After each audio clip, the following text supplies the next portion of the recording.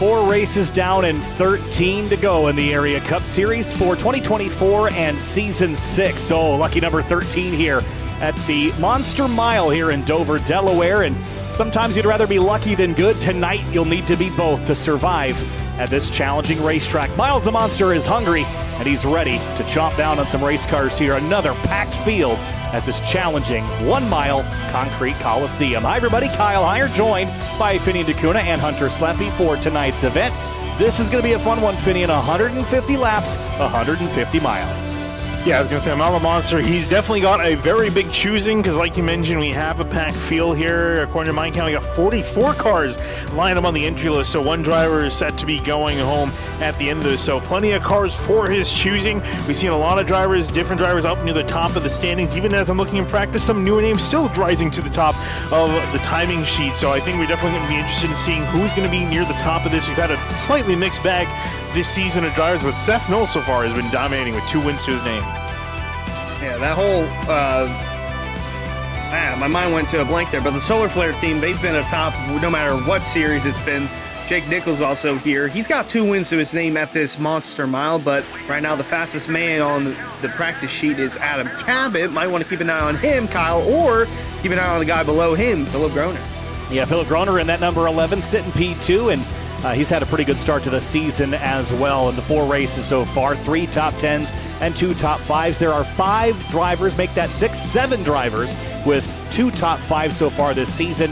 But at the top, Seth Knoll, Jake Nichols, Douglas Newbegin, the top 3 in the point standings here, Finian. Coming into the night, I think experience is going to pay off at a track this challenging. Oh, it absolutely is. Knowing how to tackle this racetrack, and especially knowing how to tackle traffic. Traffic, I think, is going to be a big thing. This is a fairly small track of 1 mile as opposed to the usual typical standard 1.5 miles, which is about a 23-24-second lap time around here. And, with so many cars we have around here, the leaders are going to catch up to the back of the pack quick. Knowing how to go around this place fast, trying to get that cleaner, searching for the grip, and getting through traffic is going to be a big thing to go with. Yeah, not to mention the amount of yellows that we accumulate at this 1 mile concrete oval. Average of 7 yellows, and the last time we were here, we went to overtime, had a late caution, but Jake Nichols was able to stay afloat, and something Connor Horn looking to do is become the second 2-time Cup winner at Dover. Sure, he'd like to do that. They call this the self-cleaning racetrack, but it only cleans itself like 80% of the way. It's like having a college roommate who will only halfway put away the dishes, and you got to do the rest as far as the track cleanup with the safety crews on the back straightaway in particular most of the time. Finian, not referencing you, by the way. I was just about to say, I feel personally attacked. You shouldn't. You did a good job. However, I think that it stands true. With just about under a minute remaining here in practice, there's your running order. Seth Knoll up there in the top 5. James Scioli in there in 5th as well in the number 7. And Finian, he's been a driver to watch in everything he runs. Yeah, I was going to say, not too surprising. He's been doing very well this season so far. We're looking to see if he can improve on his successes. And also, I want to highlight the 07 Adam Cabot, currently sitting at the top of the timesheet. Luck has not gone his way this season. I'm trying to find where he is even on the point standings. He's currently 13th. It's actually not as bad as I thought, but only 1 top 10 for the 07's name. And that's not for lack of trying. He's been near the top of the orders, but been caught up in a lot of wrecks this season. Not really necessarily to his own doing. Yeah, he's lost 5 spots in the point standings over the last race. Finished 34th at Charlotte after starting inside the top 5. Looking to rebound here at the Monster Mile. Yeah, looking down the rest of your practice results here, it's pretty tight. About 20 drivers within 0.2 of a second. It is a fast lap around here, 24, 25 seconds. They're carrying a lot of corner speed, a lot of corner load. Tire wear is always a conversation every time we come here because of how aggressive and ruthless this track is on tires, even on a car like the next gen, especially with track temps in the mid 120 degree range here. Qualifying is pretty important, maybe not as important as it has been in weeks past. Only 1 driver will go home and miss this race, and Jacob Bell has already volunteered his tribute if that is the case. So we might get everyone in the race tonight for the first time in 5 races. We'll see, and actually one thing I want to highlight before we get onto the track, slight change for qualifying. Typically we get 1 lap of qualifying for the bigger tracks and 2 laps for the shorter tracks, and well, this is considered a shorter track, so 2 laps of qualifying for these drivers out here for them to get an attempt in. So that means we might see a little bit more conventional stuff. You know, drivers make a mistake, they are not completely out of it, they have a chance to get reset, get back out there. As Cameron Hearn, I think, just kissed the wall a little bit out of turn 4 as he starts his lap. Yeah, that's one thing we're going to have to keep an eye on, especially on corner exits, because you're kind of going uphill, if you will. Coming out of turn 2 there, that's going to be a trouble spot. But turn 4 is really going to be a trouble spot for these guys, because you just kind of slide up towards the exit of the corner like you usually do. But for some reason, this wall just kind of sticks out more noticeable than other tracks. Yeah, it's funny. This is about the most standard-looking oval you can find, and it might be one of the most challenging on the calendar. It's got a lot of nuance to it. And I think you talk a lot about the way that this racetrack drives. They call it takeoff and landing. Coming out of turn 2, when you come up off the corner, you can see how the banking kind of rises up. And similarly, into the corners, you drop down off the banking several stories to the bottom. And it is quite a ride, Finian, around here, but it is not as simple as the track map makes it look. No, it really is, and banking has so much characteristics to it, and like you mentioned, the takeoff and the landing, the way the car literally goes down, flying down into the corner like you're jumping off a ramp and then climbing back up a hill on the corner exit. You can kind of see the car kind of rise and fall right there. You see Michael Curran coming back across the line. Looks like he's going to be situated 5th, back to 6th as a couple more drivers come on through. Blaze McKinney looking like he might take provisional pole here. Look at Max Service in the 81, and now as well as Jake Nichols in 73. He's getting ready to put a lap time down. Yeah, 1/10 of a second separating McKinney and Scioli, but 1/1000th of a second was separating Jake Nichols and Kwame Scott in the finish last Monday at Charlotte. Looking to go back-to-back as Ryan Hartz has jumped up to 3rd. Hartz is a previous winner here back in Season 1. Started deep in the field in 17th, Kyle, but the last 2 seasons, the winners have come from within the first 2 rows. This is going to be a pretty good time for Jake Nichols. This is trending to be a low 23. Is it going to be enough out of turn 4 across the stripe for Jake Nichols? It's a 23.726. It'll put him down in 11th spot. Not quite as good as we perhaps first thought. Yeah, I was going to say another particular lap than he would have liked. Jake Matheson in the 54, he's jumped up to the top of the board, replace McKinney. As you look at Douglas Dubig in the 71, he's been having a string of fairly solid finishes. Unfortunately, at least the first lap in qualifying, not that fast. 33rd, I believe he still has one more attempt. Ooh, big wiggle out of turn 2. Yeah, sideways off of turn 2. Yeah, that was a handful there, handful and a half there. Yeah. But Matheson less than 2 minutes away from securing his 2nd pole of the season. First one came earlier at Pocono, and Douglas Newbigin looking to continue his strong start to the season, running 3rd in the point standings right now. And we will see how Newbigin will stack up here. Jackson Anderson enters turn 3 way up high here on the end of his first lap. He's be coming around to take the green on his 2nd. Gave Cameron a whiplash there as he came across the line. I think almost hit turn 4 again on the wall. And across the line for the 83. That looked like that lap didn't count, so he's going to go all in on lap number 2. Get their decent runoff for turn 2, then heading into turn 3. You can nail these 2 corners, might have a decent lap. Going to be tight here on corner exit. Here the revs pick up on corner exit there as he gets light. That's a 23.967, puts him 35th. Travis Beckner has already used both of his laps. And Justin Bondurant's the only other driver that hasn't gone out for a lap, with the exception of Jacob Bell, who we already heard is purposely going to not start this race to make sure everyone else gets in. Seth Knoll just jumped up to 4th place. Yeah, right near the end there with 30 seconds left in qualifying. Gets that 1 car up, not to P1, but to P4.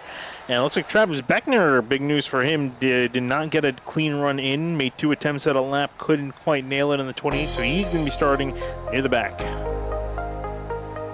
Looking through here, he's not inside the top 10, but he's currently listed 17th. Jeremy Miller had a big pickup from practice, Kyle. From what I saw, he was down in the 40s in the practice sheet, but qualified 17th so far. And his teammate, Connor Horn, also going to be struggling from the rear. Looks like he's 37th, and that's not the spot you want to be in at a track like Dover. No, it is not. This is going to be a challenging proposition for Connor Horn to move forward, but qualifying is complete. We'll head into the warm-up period here in just a moment's time. And race fans, make sure that you're subscribed to the Area iRacing Twitch channel. As a subscriber, you'll have Area iRacing emotes to use in the chat and earn double channel points that you can use to redeem for free merchandise for just $5 a month. Join today at twitch.tv/Area iRacing. All right, there's Miles Monster looking down on his, I guess, would you call it?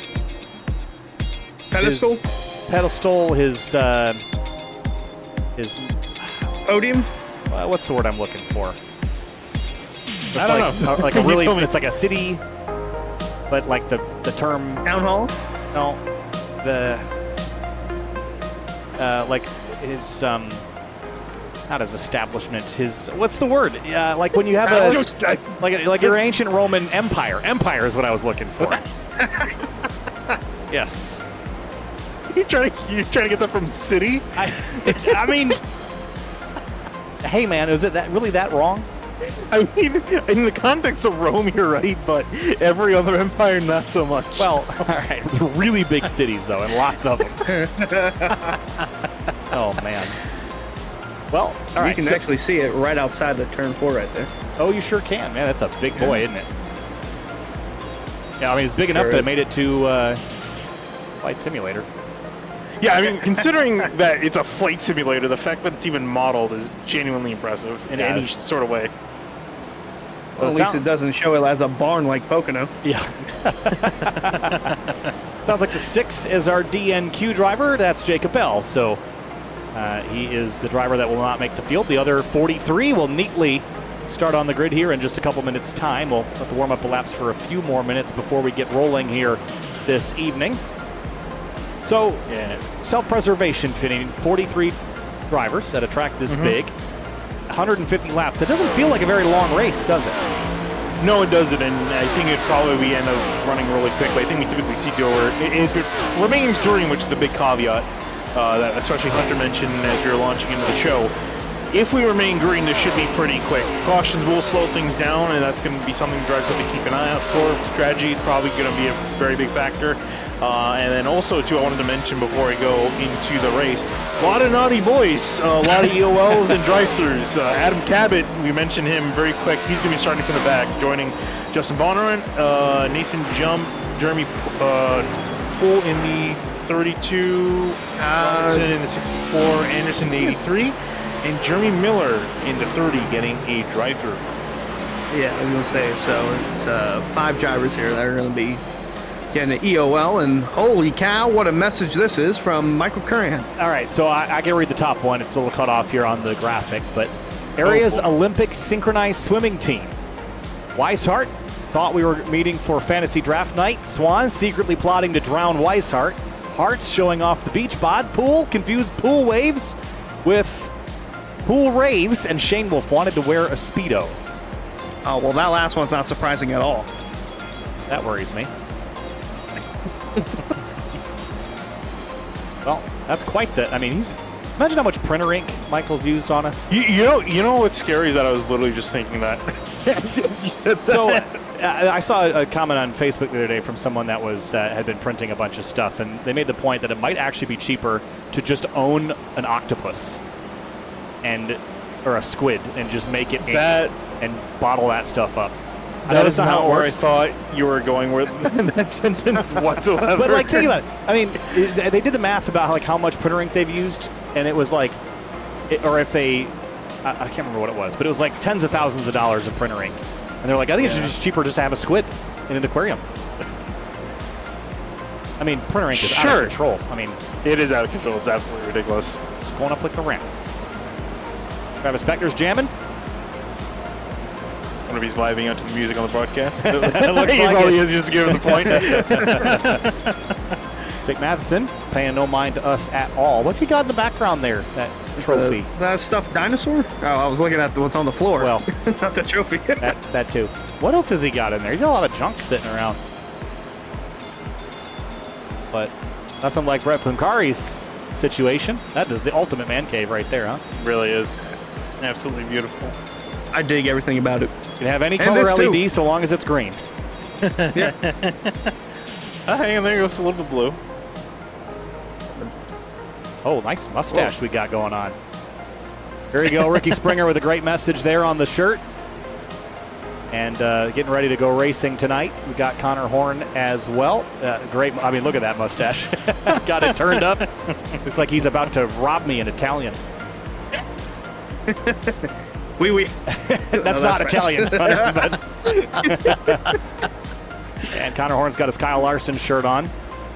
And that microphone cable is going to drive me nuts. How would you drive like that? That cable's 10 feet long. I'm using the same headset. How does he Yeah, I not? was going to say, I have way too much cable with what you gave me. I have it all knotted up trying to, like, prevent it from going all over the place. you're And meant to- somehow he's ran out of cable. You're meant to be able to stand with it. It's a broadcast headset.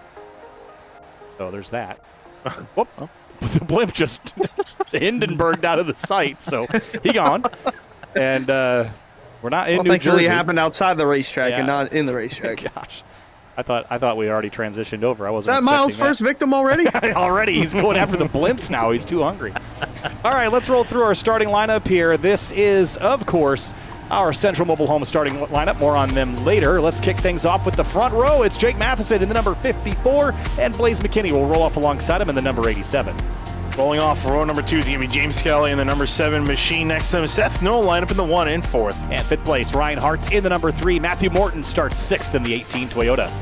Moving back to 7, Drew Drew ended up missing out on Charlotte last week. Couldn't get a qualifying time in. He's back this week. He'll be starting in 7th. In 8th, the 07 Adam Cabot, but he'll be heading towards the back. Tyler Gary rolls off 9th in the number 62. Peyton Howell 10th in the number 52.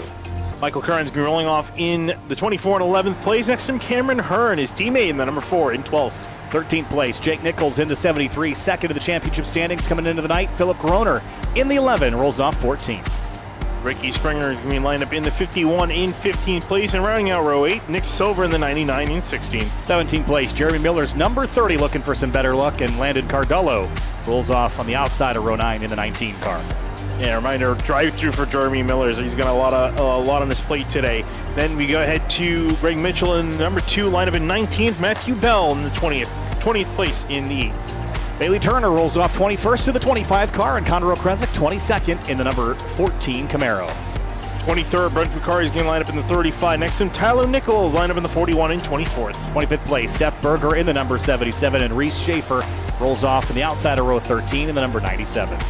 Right center Zach going to be rolling off in the 09 and 27th. Edward Scher Jr. line up in the 17 car in 28th. 29th place, Max Service in the number 81, and Trey Eitzen rolls off 30th in the 78 car. Ed Robertson's going to schedule a lineup in 31st. He's going to be dropping to the back. Mace K next to him in the 31 in 32nd.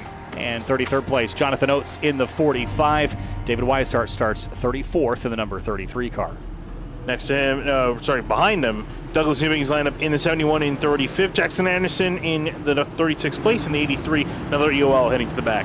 And 37th, Connor Horn. He's got a long way to go tonight in the number 42. Robert Colgan rolls off 38th in the 94 car. And for Colgan, his first start in the series since Daytona. Garrett Grant's lineup in the number 5 in 39. Next to him, Andrew Payne in the 70 car, rolling off in 40th. And the last couple of drivers rolling off the grid here, Emerson Arden in the number 57, Travis Beckner 42nd, and Justin Bondurant will roll off in 43rd. That's your starting lineup here for tonight's race. And of course, that was your Central Mobile Home starting lineup. Looking for a small or large home, a new shed, or a Triple Crown trailer? Look no further than Central Mobile Homes. They've been proudly serving Florida customers for 28 years with a plethora of small and large home floor plans, shed designs, and Triple Crown trailers available in LaBelle, Okeechobee, Clewiston, and Sebring. Head to centralmobilehomesinc.com to get started today. With one lap to green here, next time by, let's pick our favorites. The championship standings for us coming into the night are not in my favor, despite having a win. I'm down at 108 points in third, with Finian in second with 126, and Hunter leading. And because I am down at the bottom, I'm going to pick first again, and it hasn't gone wrong for me so far. I'm going to roll with Seth Noel, the number 1 points leader, starts fourth. I got to be conservative to catch these guys. Boo, you went with the safe pick. Hunter, Yes. why don't you go ahead? Oh, you're going to allow me to do it. Well, in my opinion, this is the safe pick. It's the pole sitter, Jake Matheson. That is a pretty safe pick. That's a nice one. I'm going to go with, I think I picked him before and he let me down, but I'm going to give him another shot. James Coe in the number 7. It's going to be my pick. I think you picked him last week, if I remember, and he had a pretty disastrous round. Yes, as did many. Yeah, last week we had a lot of restart pileups and things of the sort. That's where a lot of those EOLs came from. But tonight, a new lease on life, 150 laps in round number 5. This race will take us 1 hour to complete from flag to flag if it stays green. And next week it will be green at Sonoma. We're going road racing next week. No caution flags planned for them. And then we go to North Wilkesboro, so a couple interesting tracks up on the calendar. Some of the most challenging ones on the schedule. Between here, Sonoma, North Wilkesboro, and Darlington, followed by Montreal, week number 9. But week 5, the Area Cup Series from Dover, Delaware. We're racing at the Monster Mile.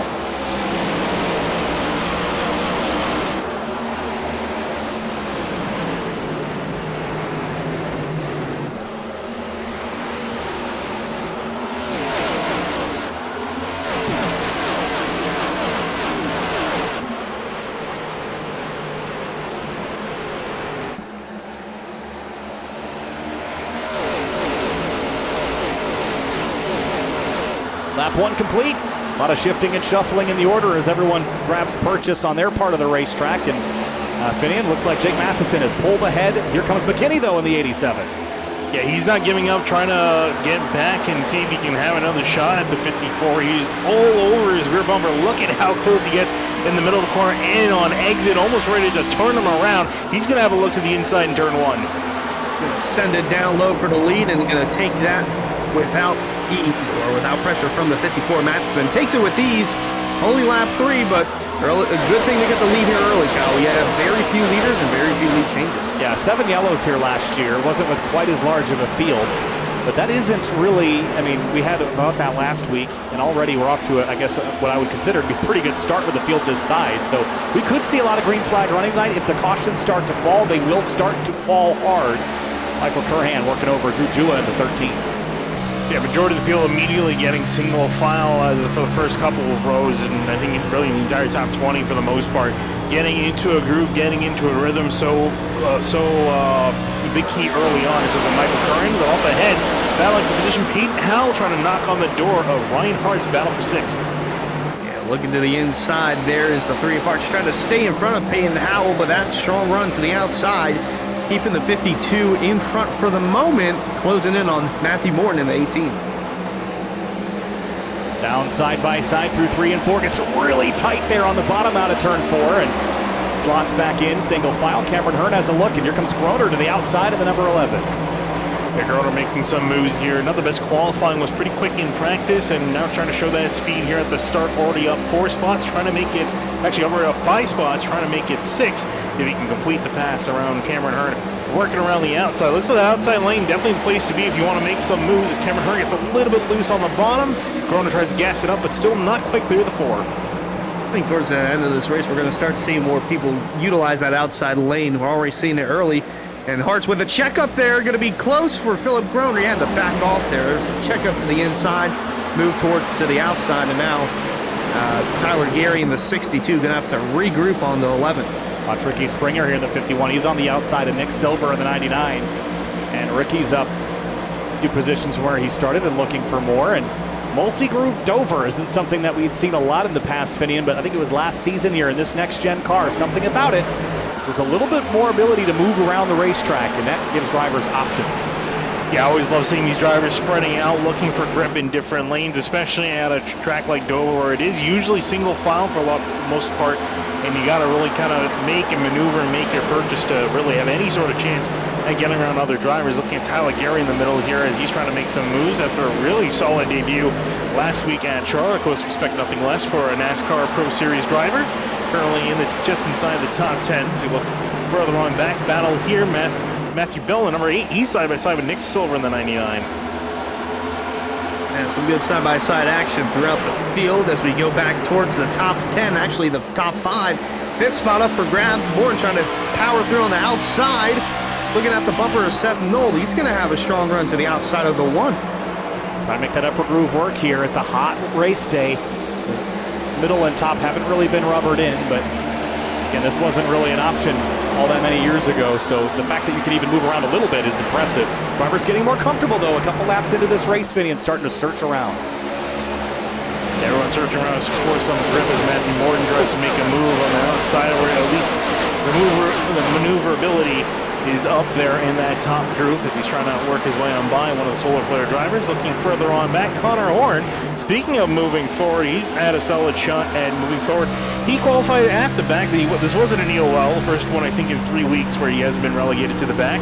Just didn't have a good qualifying effort. Qualified 37th, up 11 spots and slowly marching forward in the 42. Well, we already got one retiree. That's Justin Bondurant, and Jeremy Miller also a lap down. Meanwhile, the fight for the lead still going on. Matheson with the strong run. Powers back in front of the 87 of Blaze McKinney early on lap 13. Oh, Michael Curran in the back. Or someone went off in the back there. Yeah, out of turn 2, Blaze McKinney was on the bottom here, trapped. And Matheson was able to rip the outside and hang on to that. And you mentioned Michael Curran got a little spicy. They're still side by side. Jake Nichols on the top, and here comes Drew Jua. And the lanes are widening out quite a bit. That's giving drivers a lot of opportunities, Finian, but that's kind of a false safety net, I think. That outside lane can get tight quick. It definitely can, especially as the tires start to wear out a little bit more. And again, we don't expect it to be too ridiculous of the tire wear with these cars, but we have seen it has come into a factor, especially at tracks like Pocono. You definitely are going to want some fresh tires later on, so you definitely can't abuse it. So that's definitely a resource you want to kind of keep in mind, and especially for the guys pushing that outside lane, might hurt later on the run as Matthew Morton still trying to make some moves. Yeah, it was actually Drew Jua in the 13, not Michael Curran in the 24. They have similar color schemes on both machines, where the red and the blue like to fade towards the middle. But yeah, he had a moment off turn 4 a few laps ago, but now is in front of Michael Curran. Meanwhile, Cameron Hearn trying to stay inside the top 10. Tyler Gary to his inside, fighting for 9th. Yeah, really impressed that these drivers have been able to give each other so much room so far and let this race play out. It's just so challenging single file, especially once the tires start to wear out. This is one of those tracks that, Finian, you mentioned it earlier, how it is a rhythm track.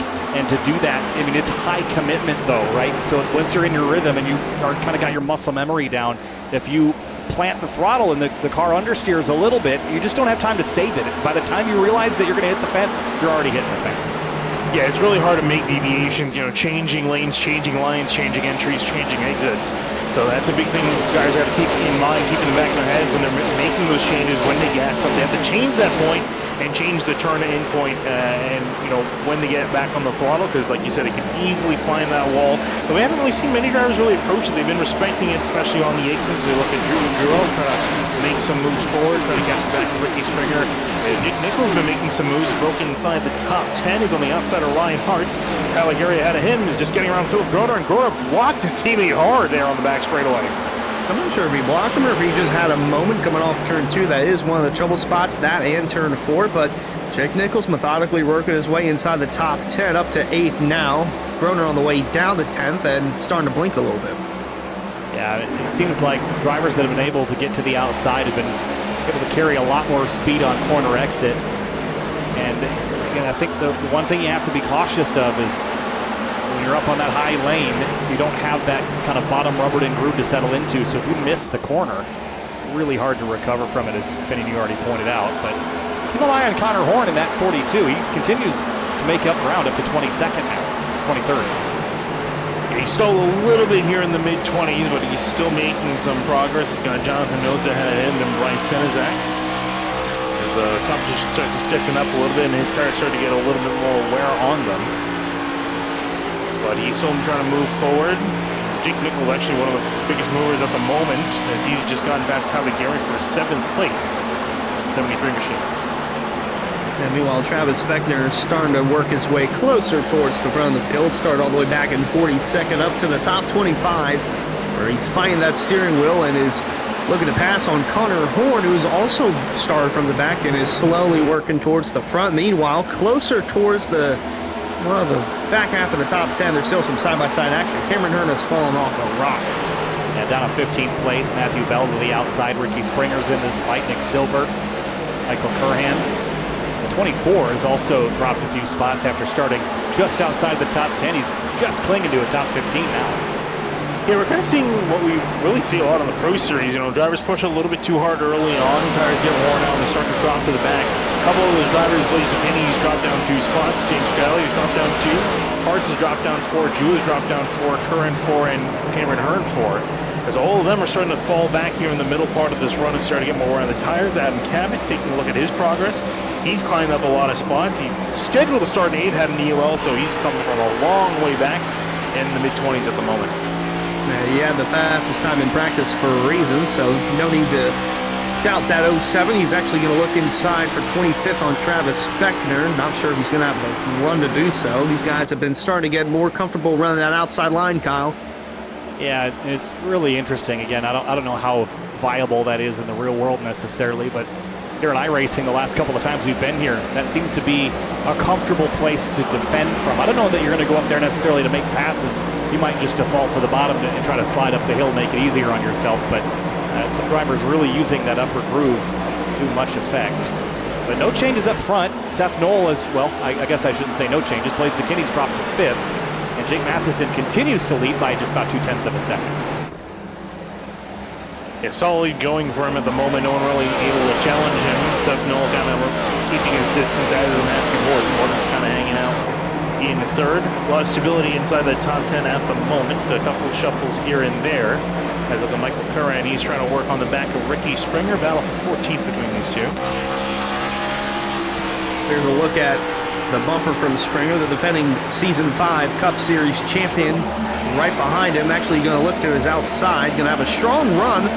He's going to be able to get around him, but Springer will have the inside line for turn 1, and Curran's going to clear him with ease. Yeah, nice move back forward to move back up a step. Battle for 2nd is starting to heat up. Matthew Morton back of the 1, and then Jake Nichols in there in the 73. A couple of trio of Toyotas. Quadratic? What? Quintuplet? A quartet. Quadratic equation? A quartet of Toyotas. Oh, quartet. I think quintuplet's 5. Yes. Yes. Blaze McKinney is identifying as a Toyota Camry just for the purposes of this front battle. And actually, speaking of the Toyota Camry, interesting fact, every race this season so far has been won by a Toyota. That's the only interesting fact associated with the Toyota Camry. Wow. I'm just kidding. Shots I fired, all you Toyota Camry Toyota owners out family. I respect them, but I stab. Wait, you said, say that again, Finney? I was too busy thinking of a burn. What was that? I said that every single race this season so far has been won by a Toyota. Oh, all 4? Yeah. No, I didn't mean that sarcastically. No, I'm just laughing. It completely went over your head. First time I said it, yeah. Well, All 4 of them. I can only handle one thing at a time. So Yeah, Seth Knoll, Jake Nichols, and Jake Matheson. wow. And actually, funny enough, they're all near the front. Well, that's not really that funny. That makes sense. I mean, the winners of the last couple races are still at the front. Sorry, I'm combative tonight. Clearly. Little battle going on there between Drew Jua and Ryan Hartz. That battle is over as quickly as it started. Ooh, a new one. Scrum with back Blaze here. McKinney and Tyler Gary for 5th. Ooh, they're making some contact in the middle of 3 and 4. Blaze McKinney not giving any room for the 62. Pinching him down to the bottom. Fast charging 62. He's been slowly working his way towards that top 5, and now McKinney trying to look underneath the one of Knoll for 4th.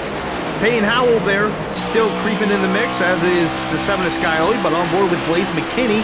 Stayed inside the top 5 for the majority of this race, but it's up for grabs at the moment with Tyler Gary closing in. So I don't want to bring on the bad juju here. As we see McKinney get a nice run out of turn 4 and goes by the 1. If we do go green for another 15, 20, 30 laps, guys, green flag pit stops here. This might be the hardest racetrack on the schedule to do those.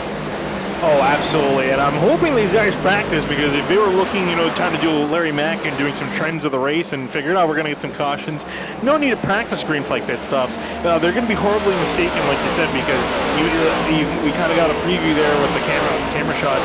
It is a very difficult pit road to get down, not just to how far out of the way, how far out of the banking it is, but also the speed. It is very easy to speed around here. Pit road speed, only 35 miles an hour, one of the slowest on the calendar. There's a lot of very impatient drivers out there. They're going to try to press the issue to 40 and above. And we got a gaggle of cars right here. That's who's that? Jonathan Oates to the inside of Ricky Springer, and Connor Okrezik swerving down the front stretch. Getting really dicey with this group here. 35 laps in, you feel like your tires are starting to wear out. You're getting a little impatient. You've been sitting behind the same guy for a while. You'd like fresh tires. You wouldn't mind having a yellow. This is when you start to see drivers amp up the aggression level quite a bit. Bailey Turner to 14th place. His progress hasn't been quick, Finian, but he really needs some better luck in this camp. Yeah, I think at this point he just wants another solid finish. He's kind of in the same department as Adam Cabot. Quick car, just not been able to finish and get the results, and been caught up in issues more so rather than less. And actually, as you look in the middle of this, Jonathan Oates wanted to highlight him. He's had a really solid start of this race, one of the biggest movers in the race so far. Started in 33rd, up 17 spots to 16th. Definitely keep an eye on the number 45 as I think, who was that, Greg Mitchell? Oh, Cameron Hearn! Loose. Mitchell and Cameron Hearn, but Hearn just smacked the wall in the middle of the front stretch. His tires have fallen off a cliff. He was inside the top 10 at one point. He's outside the top 20. I don't have the best memory ever, but if I recall, he had the same thing happen to him last year, where he just burned you see him right in the middle of the straightaway, just lighting up the rears and into the fence. But I remember him having this exact problem where, for whatever reason, Cameron just couldn't keep the tires on the car, and it only got worse throughout the rest of the race. So hopefully he can figure something else out, Finian, but he has not been kind to the Goodyears here. Yeah, and also one driver struggling, Ricky Springer. He's really struggling to keep that car pinned to the inside lane. He's struggling on his tires. I wouldn't be too surprised if we see the 51. Be one of the first drivers down on pit lane. He was really tight in turns 1 and 2. He just got passed by 2 cars immediately. Philip Groner and Greg Mitchell. And Landon Cardullo is, I think, right in behind. He's looking at his chops as another potential spot. 51, he's struggling. I saw that too, Kyle. That was Travis Beckner. I was just about to talk about him. He's outside the top 30 now. That's Reese Schaefer in the 97 just going by him. Max Service in the 81 passing him as well. Doug Newbigging third in the championship standings, also outside the top 30. Yeah, this is not going well for these drivers here. Something isn't right. I don't see any damage on these cars, but clearly they have burned their stuff up in their progress to go back forward. I'm thinking, Finian, I don't know if you can go all the way lap 75. Maybe you can, but maybe split this race into 3 equal chunks, pit at lap 50 and 100, and then just make the math easy. Otherwise, you might try to stretch it, but we'll see if that's possible. I feel like they should be able to reach 75. Running full tank of gas, 20 gallons. I feel like they should be able to make it a 75. They want to go that far, though? That's my question, right? Well, the thing is, I don't think they really have a choice, because I just don't feel like cutting this into 50 lap stints is going to be. It just puts them too much at a disadvantage, especially because you can easily get lapped around here coming down to pit road, considering the slow pit road speed. I mean, you look at Jeremy Miller. He's 1 lap down after his drive-through. He's the only car lap down at the moment. He's sitting in 42nd. Right now we see Philip Groner holding on to 11th, and Ricky Springer is starting to go back, and we're at that part of the run, Kyle, where the rear tires are spinning even more, especially on corner exits. Going to be more of a challenge for these guys. Yeah, watch this for Groner in the number 11 here out of turn 4. Gets down to the bottom, throttles up, and then right there, big wiggle, and he catches it right before he gets the wall, but that'll definitely wake you up. He's another driver that's struggling and slowly falling to the back.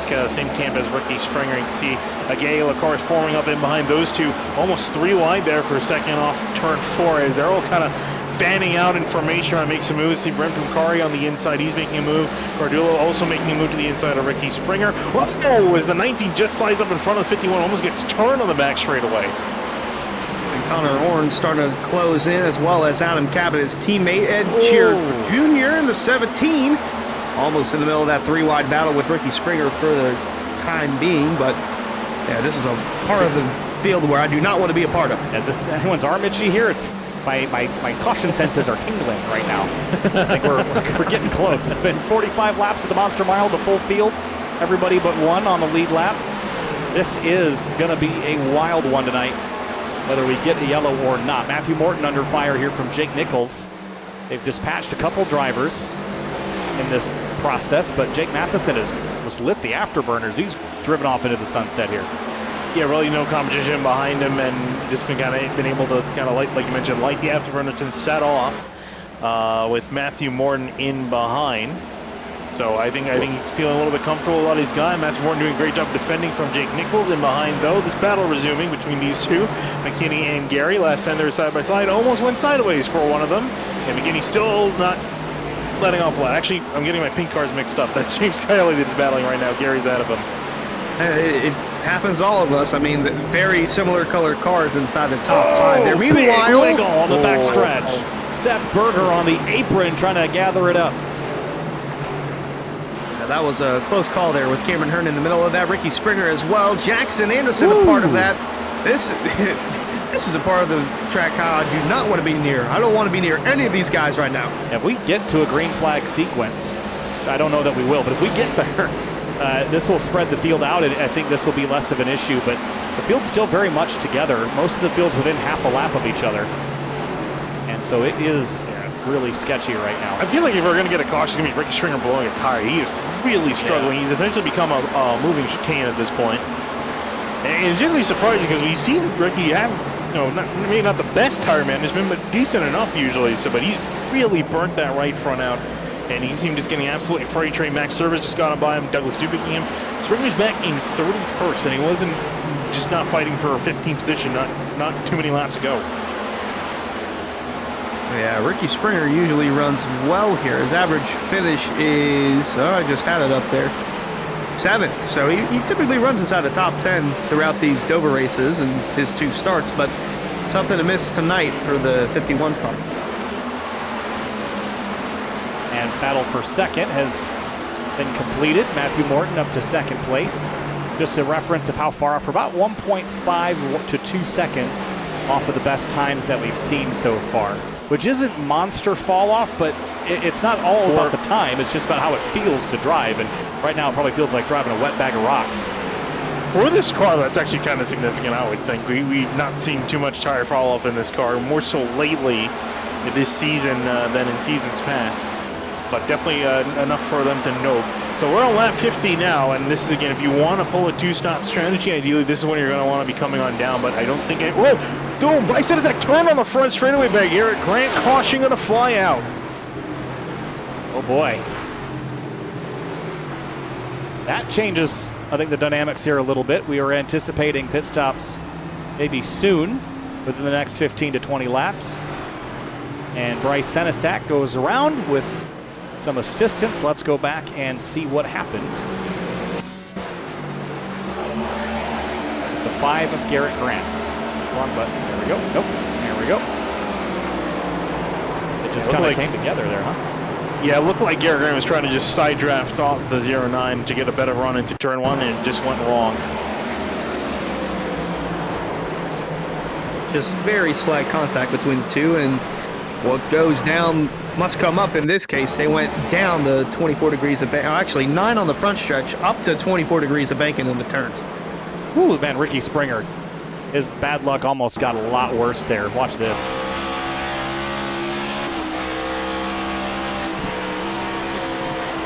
Whoa! Well, his bad luck became good luck because we got a caution, and I don't think he would have been able to survive another 25 laps on these tires, so he gets a chance to come down to pit lane, put a little bit of a reset button on, as every single driver is down a pit road. And you can guarantee that everyone will take 4 tires. If they don't, then they must have made a mistake in their pit box, because you're kind of going to need them. You don't want to risk 2 tires here this early in the going. Maybe if we get a late race caution, a late race restart. But Matheson, Morton, Nichols, the top 3 off pit road. If you're a Goodyear salesman in Dover, Delaware, you're doing real good right about now. You've met your yearly quota, I think, at your local tire shop. But Matheson, Morton, Nichols, Gary, McKinney, Jeremy Miller rolled through pit lane but did not stop.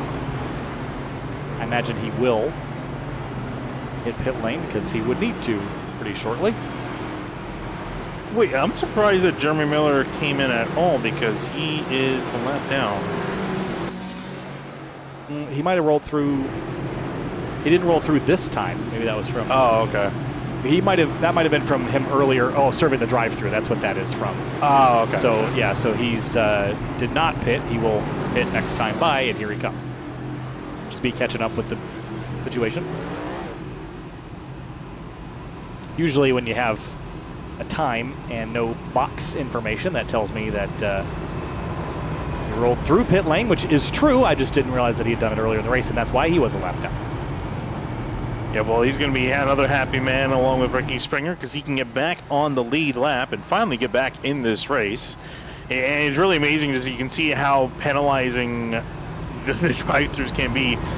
So that's an incentive that they've been trying to put with Area here to be a good boy and not have to start at the back. Yeah, you don't want to accumulate too many penalty points, and that's what we saw with Jeremy Miller. He's got too many right now, so EOL for him is the drive-through at the beginning of the race, which that's unfortunate, but still a little less than 100 laps to go for him to correct his wrongdoings and possibly make up some significant track time and positions. So 52 laps into this race, we got our first yellow. I would imagine that drivers will likely owe us one more pit stop, and they'll probably just split it from here. Unless you want to try to go 96 laps, which I don't know that I would want to do. What do you got?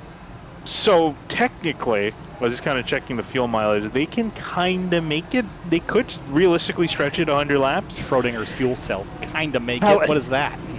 Well, they're looking at a decent fuel window. It's like 90 to 100 laps, right? And that's just kind of regular running. That's not including any fuel savings. I'd say probably closer to 95 to 100 laps. If they do fuel save a little bit more, they can definitely get over the 100 lap marker. That being said, these tires, though, I do not think will be able to make it 100 laps. So that might be where you maybe want to play some strategy, and we may see a caution come out, so you may want to wait out for that. So quite a few unknowns up in the air, especially depending how the rest of this race is going to look. Well, we haven't had a lot of replays yet because we've had our first yellow lap 52, but our replay partner is Hendry County Motorsports Park. Racing returns to the Hendry County Motorsports Park on September 7th. That's just about a month from now, including 360 Top Gun ring sprints, Crucial 8 models, factory stocks, and more. Tickets are $15 for adults. Kids ages 5 and under are free. Come see racing at the southernmost dirt track in America, located in Clewiston, Florida, right off U.S. Highway 27. Visit henryracing.com for more info, and visit area iRacing.com for more info on these boys. They're about ready to get things restarted. Lap 56.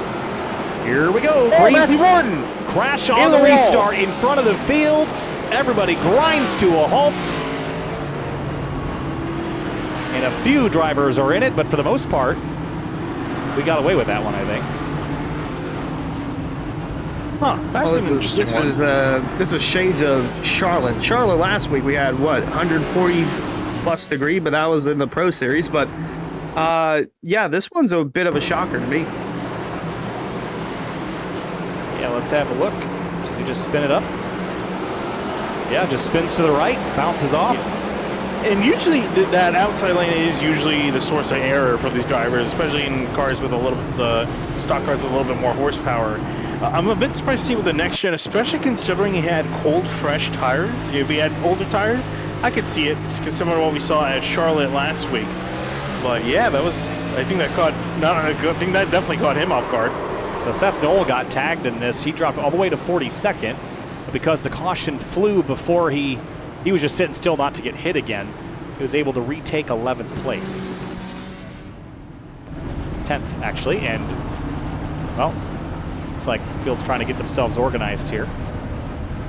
Now waiting on the pace car as well.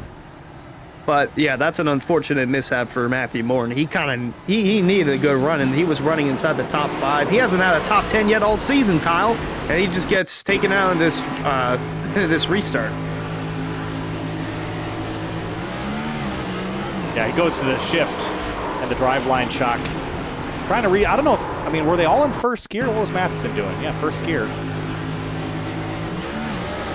And Jake shifted right away, but I would think first gear is really aggressive to be starting in anywhere. I know their speed's really slow, but you're on the banking, so you don't have all the force of the race car through the rear wheels. You got, a force normal to the racetrack, but also the force kind of straight down gravity, right? It's not all of it is going straight down into the tire in the direction that you need it for the most longitudinal force. So, first gear, I know Matheson was doing it, but on the outside, I think everyone just learned a lesson. If they were watching, that maybe starting in second to avoid that wheel spin might be wise. Well, this is, again, a car that really hasn't seen a whole lot of wheel spin due to its decent reduction in horsepower to what we saw with the Gen 6 car, especially when it had used to have 900 horsepower or close to it. So I think that's just one of those things that just kind of catches everyone off guard, because you don't really think about wheel spinning much with this car anymore unless it's on older tires. And, well, like you said, lesson learned there with the banking, the track conditions, everything involved. Going to want to take it a little bit easy in that outside lane on the restarts from now on. Oh yeah, this outside lane already at this track is hard to get a good restart, and because that restart zone's right at the, I shouldn't say middle of turn 4, but it's right around that exit point. And we've seen it in the past here in real life scenarios where that has been an issue for some of these guys going through the restart zone there. So big advantage if you're restarting as the leader, because you're going to choose that inside line. But yeah, that was not a good look at all, and it's a shame that Matthew Moore's race. Well, is he out of the race? Well, no, I don't think there was a lot of damage. Everyone did such a well. Yeah, there's a lot of damage. I didn't see that before. He's got a lot of damage. Well, a couple more cars have a decent amount of damage. Adam Cabot got a damage to his right front, but I mean he'll definitely be able to continue onwards. Probably not with his car in 100% condition. And I think I thought I saw Philip Groner get a chunk of that. He got some damage to his nose, but nothing to really scoff at. He's down at 36. I think that's the thing that is a bigger deal. Yeah. But 2 penalty points also for the 18, and that's tough. But again, the expectation, there's a responsibility being up there on those front couple of rows. If you make a mistake up front, that incident is multiplied. So it is a tough burden to bear, and it's unfortunate for Matthew Morton. But if everybody did that, it'd be a long night, right? So you got to keep the right foot. That's why I think second gear is a safer place. The problem is, Finney, you mentioned the reduced power. You kind of lose a lot of your torque too. So you're still revving these motors up to 8,500 RPM plus. They still generate most of their power way up there, despite them being your old-fashioned pushrod V8s. So I think there's still a tendency to want to rev the engine all the way to the moon and restart it in maybe a lower gear than you probably should. But again, you're going to feel the most acceleration in first. You're going to restart in first. That's what we saw Matheson do, and I imagine we'll see others do the same. Here to see what Jake Nichols is going to do if he saw what had just happened with Matthew Morton. Maybe going to readjust his strategy here for the restart. It looks like he's staying in second. All fingers crossed that we get through this one okay. Nope, down to first, right? I mean, we're doing 45 miles an hour, and it's kind of right between. Let's right on board the front here. Jake Nichols, watch the 54 as we see the blue paint on the ground as we accelerate towards that zone. Much cleaner restart there and off and away, but Nichols gets left in the dust. Yeah, big play that with a little bit of caution, but it might cost him potentially a spot, but car's in one piece, so he's going to continue forward. James Kelly, decent restart for him. He's trying to rock from the outside of Blaze McKinney for third. Yeah, these guys are going to try and get the most out of they can with their tires. It's as fresh as they'll ever be on this restart, as multiple grooves of side-by-side action on that outside lane, but for third, it's Scioli to the outside of McKinney. This is where the aggression starts to ramp up a notch here, though, right? Because you've sat under yellow for a couple laps. Everyone's had a chance to cool down, kind of evaluate their position, but you're going to notch up the aggressiveness. You've been in the car for a while. You've got fresh tires. You can go. You're going to try to. Yeah, and you kind of learn the limits of the car, especially, and learn the limits of a lot of your competitors as well. That first one's just now just a matter of pushing that boundary, trying to gain those extra spots, especially if you're up near the top. As you see, still side-by-side action near the back. And you're paying max service in the middle of this battle. Fighting on that outside lane, trying to get the most that they can, and Reece Schaefer in that 97 looks to the inside of Brent Pucari for position. As Berger still trying to get a run. Actually, Berger in service going to be door-to-door off this corner. Brent Pucari in virtual reality. I always think that VR helps you a lot at a place like this when you're in close proximity and margins are tight. Gives you that kind of natural feel. Oh, car in the wall. It's Groner in the 11. Bounced off the fence out of 2, but he gathers it up. Yeah, just got loose off of 2, and essentially the wall helped him save it and recover the car to get it straightened. Not too big of a hit, so we'll continue on, but a bad day going worse for the number 11. Meanwhile, his teammate Jake Nichols up to second, looking to hold back Blaze McKinney as he moved up in front of him for position. Starting to peek a little bit to that outside, and oh, he's cutting it close, Kyle. Almost got his nose chopped there. Yeah, what we were just talking about, everyone kind of evaluating how much and how hard they can push. Connor Horn's progress kind of stalled out at about 22nd spot on the previous run. Travis Beckner was able to leapfrog a few spots and has actually drawn ahead of the 42, and Finning wasn't it here that these two had one of their major run-ins in seasons past. Well, they've had quite a few run-ins, but that's definitely one of them. And while I think Connor Horn might try to use Travis Beckman here as the spear and have him kind of cut through the traffic and he can kind of skate his way on through, it'll help save his tires just a little bit more, but he's actually looking like he might try to fancy a move around the outside of the 28. Yeah, behind them, you see the bright pinkish purple car, Tyler Gary. He actually came back down pit road, so he's got a few laps more fresher tires under his machine than most people, so expect to see him fly through the field. Yeah, he spent 26 seconds down there, so I think that was partially damage repair. But you're right, 4-lap fresher tires. Maybe that'll matter, maybe it won't. But either way, battle for the lead is starting to heat up here. Jake Matheson and Jake Nichols, the Jake and Jake show, taking over. Yeah, we saw Matheson fairly untouched that first run, but Nichols actually starting to mount some pressure, which I'm a bit surprised. I thought we might see the 73 take this a little bit more cautiously, especially considering the fact there's a chance they could try to make it to the end, and we know if there's anyone that can save tires, it's definitely Jake Nichols. Yeah, the Jake and Jake show providing us a good battle for the lead here at Dover. We're slowly creeping towards halfway, about 6 laps now, maybe 7 when they cross the stripe here. McKinney tapping the wall. Drew Jew in the 13 tapped the wall in corner exit as well. He's just outside the top 5. And Blaze McKinney's had a really good night in that 87. We talked about him battling for the lead earlier, and he got it for, how many laps did he lead? 9. And lost it back to Jake Matheson, but we know he's quick. But wrestling it away from these two will be a challenge in its own right. Lap 70 now, and back single file. There's a couple drivers that are still poking out, little side by side. Connor Horn has gotten by Travis Beckner, who's dropped a few spots in the last few laps. Yeah, Beckner is starting to go a little bit more backwards. Whoa. Just like that, lead change. You take the camera off for 3 seconds, so like a pair of toddlers. Get out of your sight, and all of a sudden they're fighting each other. Yeah, it looked like Jake Nichols got a really good run out of turn 2 on the back straightaway, and Matheson, it's not really worth fighting. I'm going to let you have it.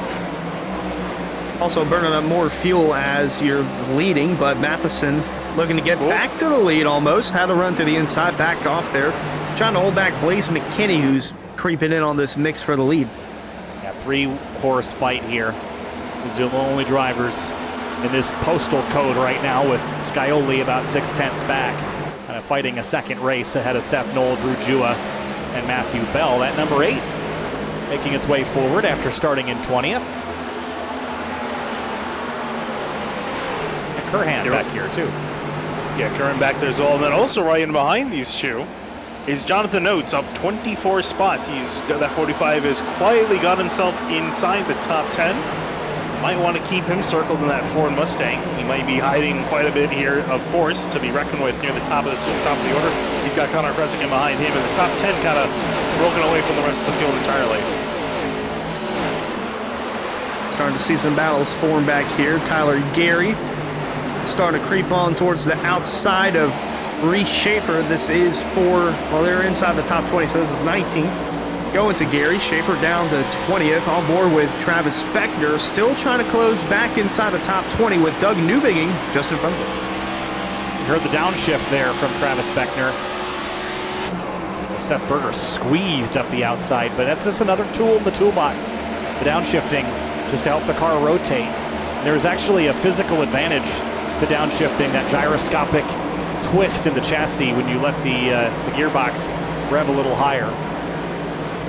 And that's something that drivers can use, and you might hear him downshift and then go right back up to avoid wheel spin, but Beckner, as quickly as he dropped, he's starting to point that 28 back in the right direction. And it looks like he's just about to clear Schaefer for that spot, and indeed he will do so. Trying to set forward a little bit more, trying to catch back up to Connor Horn. Speaking of which, up to 18th place. Halfway. Yep. Oh yeah, well, just like that. Halfway through this race, 30 minutes left. ticking off the laps. And again, the big question is, are we going to see these guys attempt to go all the way to the end on one tank with what they got? Or will we see some drivers maybe try to cut this in half, come down to the pits, get fresh tires, get back out there? Well, if that happens, then that would work out for them if we do go green. We've only had one yellow throughout the first half of this race, and actually, no, two. Scratch that. But it's still less than the average. Yeah, it's still less than the average that we've had coming into tonight, which is 7. But be on the lookout for that late race caution, Kyle, because over the course of the 4 times we've been here for the Cup Series, last yellow, 9 to go, the average. I'm going to regret this, but they've done a really nice job tonight, haven't they? I'm going to regret saying that about 35 laps, but no, honestly, this has been a great race. Remember we were talking about your caution senses tingling? So. Yeah, they never, I mean, they did. And then, I mean, it took a few laps, but they did. But honestly, I didn't, after we started to get those restart wrecks, you always wonder if they're going to ever be able to get spread back out again, but they've done a really nice job giving leeway tonight. And guess what? Oh, no, Ricky Springer. Dang it, dude. You read too far ahead in the script. Oh, man, this might have just been all on his own. He was way sideways. He is really struggling around here. Yeah, been tough tonight for the 51, hasn't it? Yeah, I'm going to get blamed for this. Yeah, just comes out of 4 and just death wobble and into the wall area. Well, it doesn't help with how heavy the rear of the car is. At least he didn't take out 6 other people. So I'll say, as long if you're going to crash, at least just wreck yourself, right? So that's all right. They're still doing a good job. They're still doing a good job, and I think this is going to answer the question of whether they can make it or not to the end of the race. I think everyone is going to come on down this time by, because they can fairly comfortably at this point make it to the end of the race. Yeah, it'll be 70 laps here if they plan to stay on this strategy or set of tires for the remainder of the race. But if we do get that late race caution, I do believe we'll see most, if not all, come in for another set of tires if they still have any left. 70 laps to go this time by. Jake Nichols is your leader. A couple drivers I think we're looking forward to that just to get a reset. I think Connor Horn would also like to get another go at things. He's just continued to stall around midfield. Adam Cabot too. We see any 2 tire stops? See a lot of that. No, I don't either. I don't think that that's the right call, Ooh. but that's tight off the pit lane there, isn't it? Really, really tight race off pit road. Nichols retaining the lead. Matheson, McKinney, Scaly, Knoll. I think pretty much the exact same top 5 we had coming in. But I do see 1 2-tire stop. Adam Cabot in the 07. Yeah, worth the only it. one. I think worth it. Again, his car's got some damage. I don't think he was going to drive up here on his own. I think it's worth an experiment. If it doesn't work, it doesn't work. You're still likely to get another yellow from here to the end, although we have seen a lot of green flag running tonight.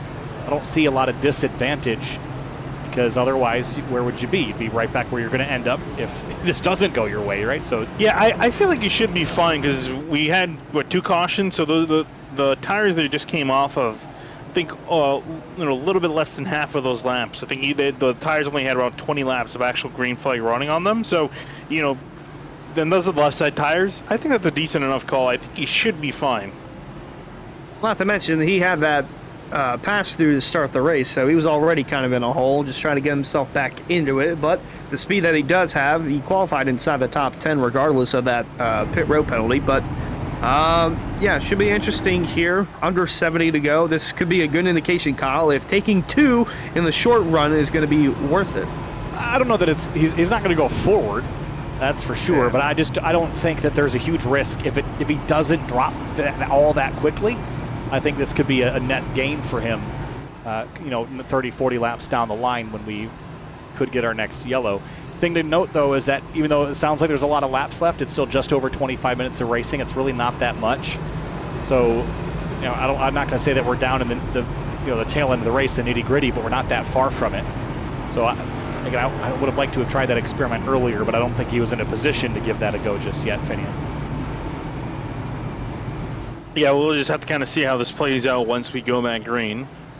Still think a decent chance of this race going green to the end. Maybe a caution to stop us on the right, because we've seen once, obviously getting out of those first couple laps, it can kind of single file out, and then pending any kind of weird shenanigans going on near the back of the field, I think we should be good to go to the end. Add some life to the party this summer with Elite Entertainment. Located in Boiling Springs, South Carolina, Elite Entertainment provides high-quality band production to entertain at any location, including karaoke, singo, which is music bingo, and more. Visit Linktree/Elite Entertainment LLC for all contact info. And check out the High Banks podcast. Just two blue-collar guys, Nick and Alex, talking about NASCAR and more. Listen to episode 205 with Brad Slaughter, available on Spotify. The High Banks podcast. High Banks here, sort of. Not the highest, but probably the highest average banking around anything other than Talladega or Daytona. It definitely feels like it. You feel like you're about to fall off the track with the way it banks and the way it kind of falls into itself around here. It gives it that unique, that unique sense, that unique taste around here for this track. And speaking of taste, well, Miles, the monster, I think he's still pretty hungry now. He hasn't cleaned a whole lot of cars. 42 of the 43 still running on the lead lap. He's had his side salad and he's ready for the main course here. Lap 84 of 150. We're winding things down from Dover. The Monster Mile, green flag in the outside lane with Nichols leading, fires off. Interesting choice that the 73 picked the outside lane for the restart. As we've seen a couple drivers have some trouble up there, but he's able to get away cleanly. A little bit of a stack up here in the back as everyone's trying to struggle to get back up to speed and fighting for position. Could be interesting note for later if he's in that situation, but nonetheless, still door-to-door battles as far up as second. Matheson trying to get back around Scioli. McKinney scoring off to the inside, and here comes Drew Jua to his outside. Yeah, the 13 is in this mix now for sure. Seth Knoll trying to move back forward here. Lots of shuffling in the background, but they've sorted it out mostly. There's the 11 of Philip Groner trying to move his way back forward. Seth Berger under fire. Cameron Hearn, Peyton Howell. There's a lot of great racing going on back here. Yeah, a lot of great racing, a lot of scrapping for position. Everyone trying to move up. Whoa, save it. I think that was Payne there a little bit loose. Big moment. He avoided catastrophe there. And the 70 does fall back outside the top 30, but nonetheless still better than a beat-up race car as Matheson looking to that outside of Scioli. He's going to drive it in. Not going to get the run off the corner, but still going to be on the bumper of Scioli. Off into turn one. Couple of Solar Flare Camrys right off the nose here. And the Slinger Racing Graphics Toyota to the bottom.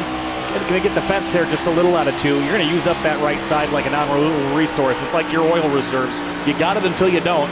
And Matheson has got a lot of right side left to use up. Yeah, I think he's trying to see how much he can mess around with the 7 of James Scally, maybe try to poke some holes in his defense, see if he can get a shot past him and then catch his teammate and his main rival for this race, 73 of Jake Nichols. It's interesting to note that Jake Nichols' only win last year in the Cup Series was at this track at Dover. That's a crazy stat. Oddly enough, yeah, very crazy. I was surprised myself, but the 73 still leading for the time being. He's got the 7 just about a car length behind him, but then it's bumper-to-bumper traffic from that point on.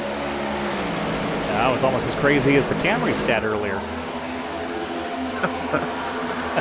Down into turn 3. Cabot, that 07, remember that 2-tire call? He's 16. Finney, what's your thoughts on it so far? I don't think the experiment's worked out. I think it even shows even those 20-lap full tires. To my surprise, I think they definitely matter because he's just, and I'm not sure this is just him being constantly, freight trained by everyone on the outside. He hasn't had a chance to really get to that outside lane, or if those left side tires were actually just important enough to give him some edge on the speed back down to 17th. Well, just a little further in front of him, you saw the 3 of Hearts move to the inside, trying to get around Connor O'Kresick. Meanwhile, Blaze McKinney and Matheson fighting for the podium spot. McKinney on the outside, going to try and get that run. Matheson nowhere to go on the inside. Here comes Seth Knoll creeping in the mix. And the whole Solar System's up here. Solar Flare Racing has got 4 of the top 5 spots at the moment, looks like. Seth Knoll creeps into the picture. He's going to go to the high side. Follow the 87 back by the 54. This is frustrating, Finney. It's like reverse Martinsville getting trapped on the bottom. But what can you do? Yeah, not much. And we saw, Nick Silver dropping to the back a couple spots. I think almost hit the wall. Almost wrecked in turns 1 and 2 with contact with the 62. Yeah, they were going at it here. This is last lap. Tyler Gary on the bottom. Let's see what happens down here in 1 and 2. Goes to the outside of the 3. The 62 comes up the hill and tags him, and a nice save there by the 99, but it took him a while to run it back down.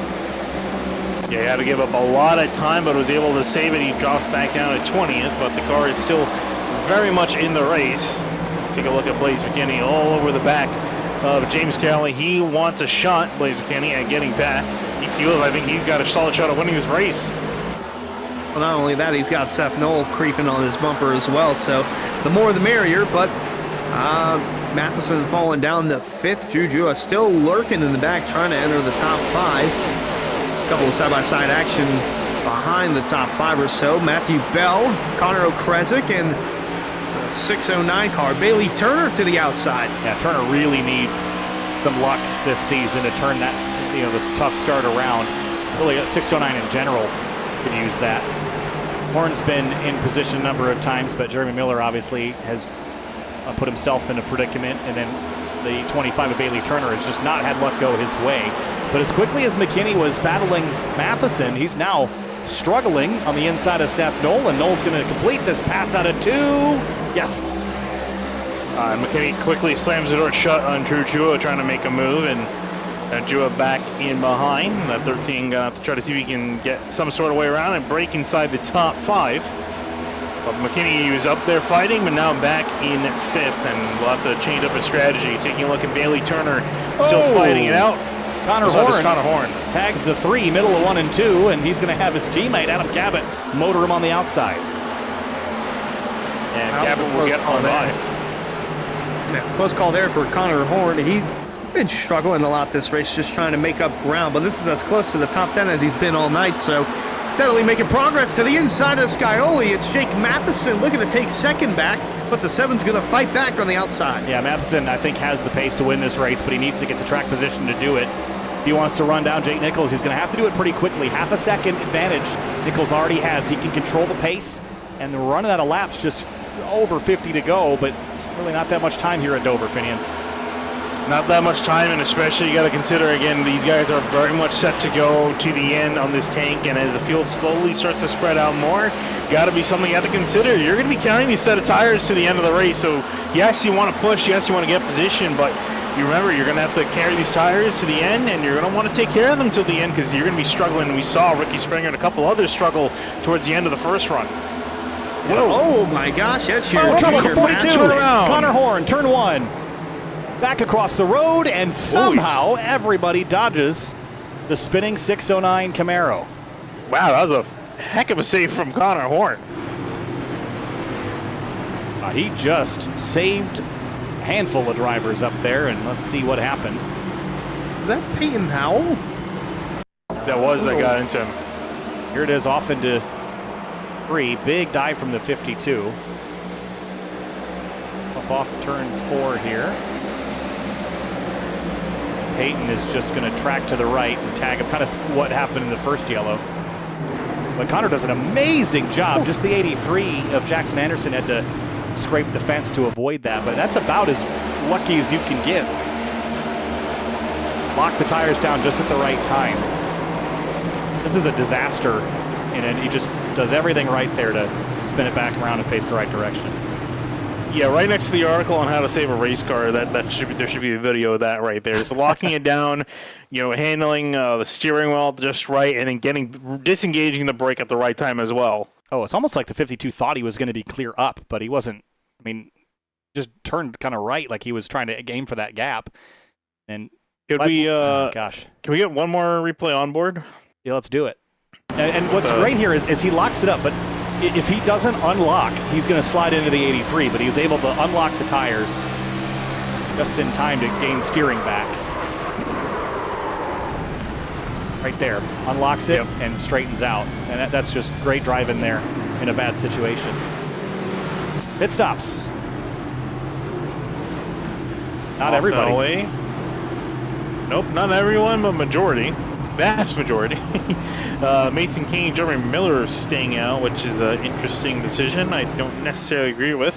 Seth Knoll taking 2 tires. Which is an interesting comment, which is interesting because I feel like we might have seen not necessarily the best move. Maybe the Hunter, maybe I'm wrong, but I think this might be Seth Knoll thinking that we could get a bunch of yellows from here on out and just aiming for the track position in hopes that the chaos of the tail end of this race will solidify. I don't know that. How many laps do they have on him, Finian? 20? 21. That's a lot. I don't know that I would have made that call then. Well, gotta do something, but we have seen, and that's just with 2 tires from Adam Cabot. He took 2 tires and he went to the back quick, but Jeremy Miller, Mason Kane, they really haven't had that strong of a night. Trying to turn it around, do something different, which is going to create a log jam because it's not just one lane, Kyle, it's both lanes, inside and out. 87's actually got the fastest lap of the race. That's Blaze McKinney. 23.882. One of the only drivers to be in the 23s, actually, as far as best lap. There's only 2 drivers that have done that. So we're under yellow for the 4th time tonight for a spin involving the 42 and the 52. And it's just about time where things start to get spicy. Not quite as spicy, though, as rickshotsauce.com. Head over to rickshotsauce.com for some of the best hot sauces made locally in South Florida. Try the Loxahatchee Classic, Golden Garlic, Palm Beach Pineapple, or South Beach Heat. Follow the Rick's Hot Sauce Rookie of the Year battle in the Area Cup Series and see which driver takes home that $100 prize as the highest finishing rookie in the point standings.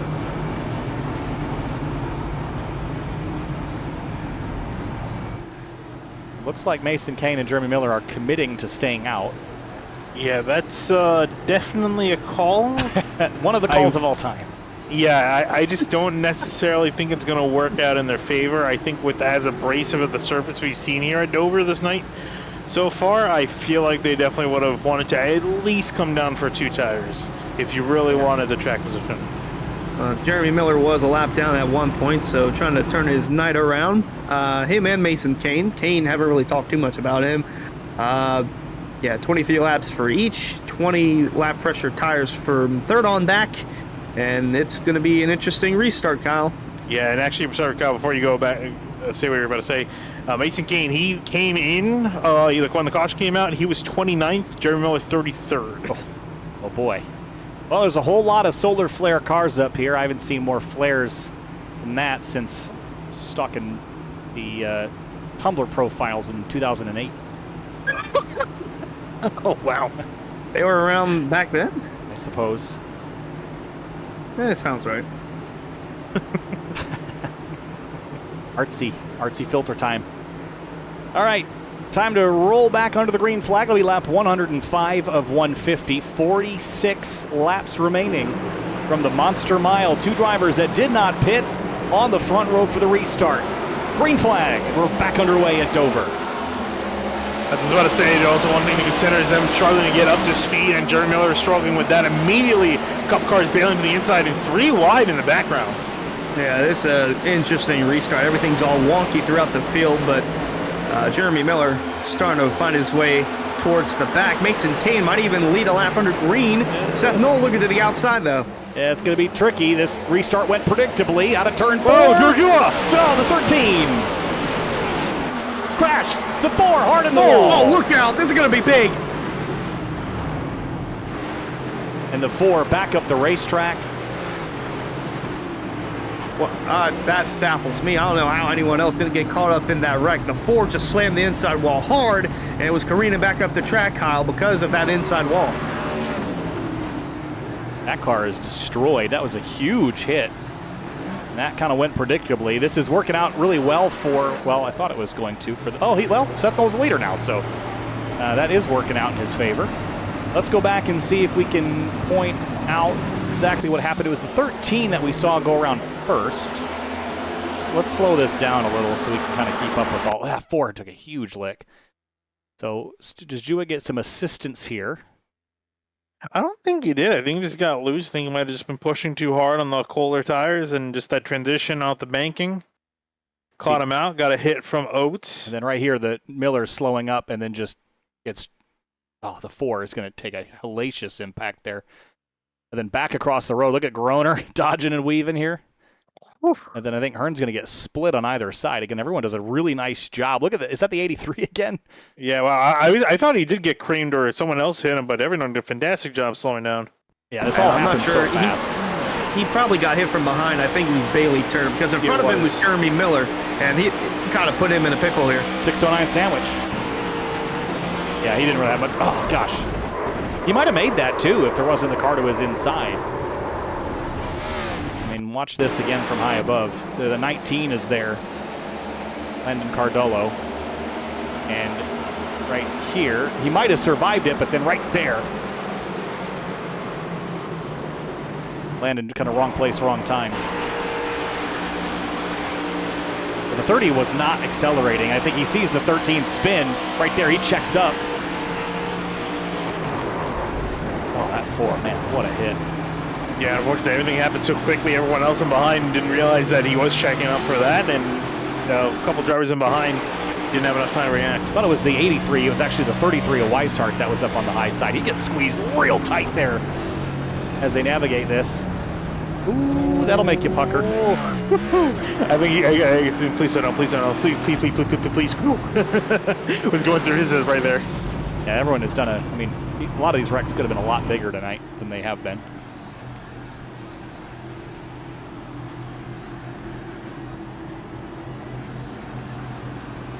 The 609 sandwich has gone a little moldy, and they've expelled the meat out of the middle, which was the 4.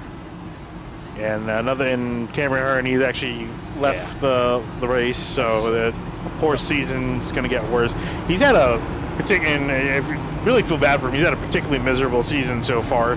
He finished 42nd at Daytona, 31st at Texas, 34th at Pocono, wasn't there for Charlotte, and now going to finish 41st at Dover. So things not going Cameron Hearn's way this season. Yeah, that was a tough break there for the 4 of Hearn. I'm still baffled how no one else was involved in that. I mean, immensely hard hit from the 4 of Hearn. I would have thought for sure would have taken out a couple more cars, but wow. Everyone's got their head screwed on just right tonight, getting on the brakes in time. And I heard an interesting, you guys familiar with Swelio Almeida and his YouTube channel?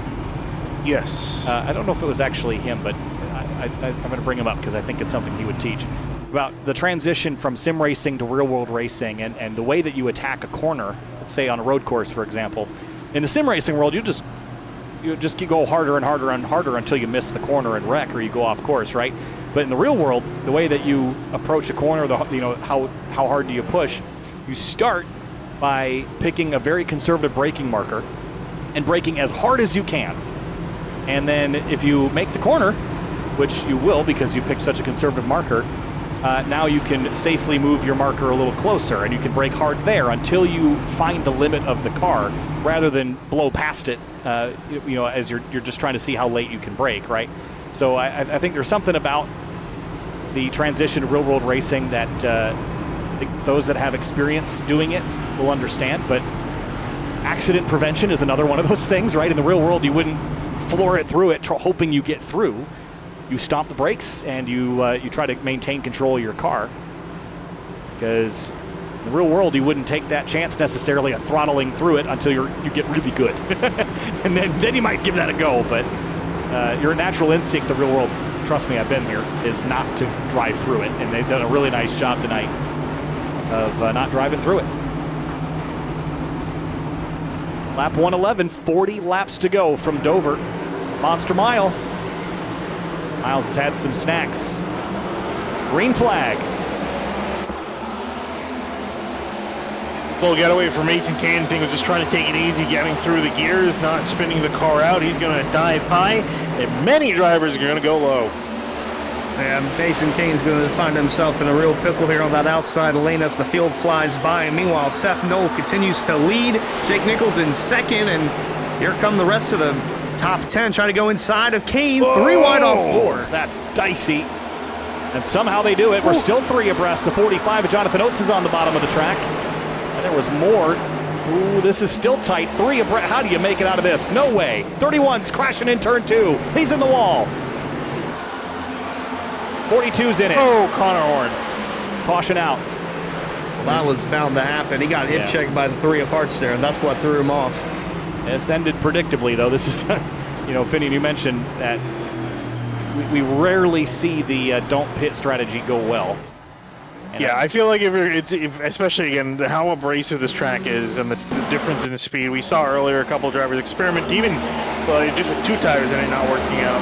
The no tire strategies was not going to really work out, especially this late in the run. I don't know that the crash was necessarily entirely his fault, but I think no, the position, position he's in, right? I mean, that's, I see the 2 609 cars in one go. Yeah, that team just really can't seem to catch a break this season. Nick Silver got a big piece of that too. 2 609 cars involved in that. Cabot and then Connor Horn nowhere to go. He's just trying to stay as low as he can, but that inside wall there, not doing much. Self-cleaning racetrack, but Connor Horn didn't get a chance to clear the drain before all the water went through it.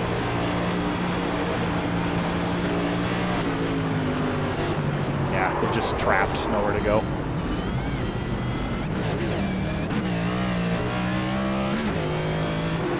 He got away, I mean, he's got damage and he's on pit lane. I don't know how much it is kind of a lot. Adam Cabot's car, kind of a similar amount.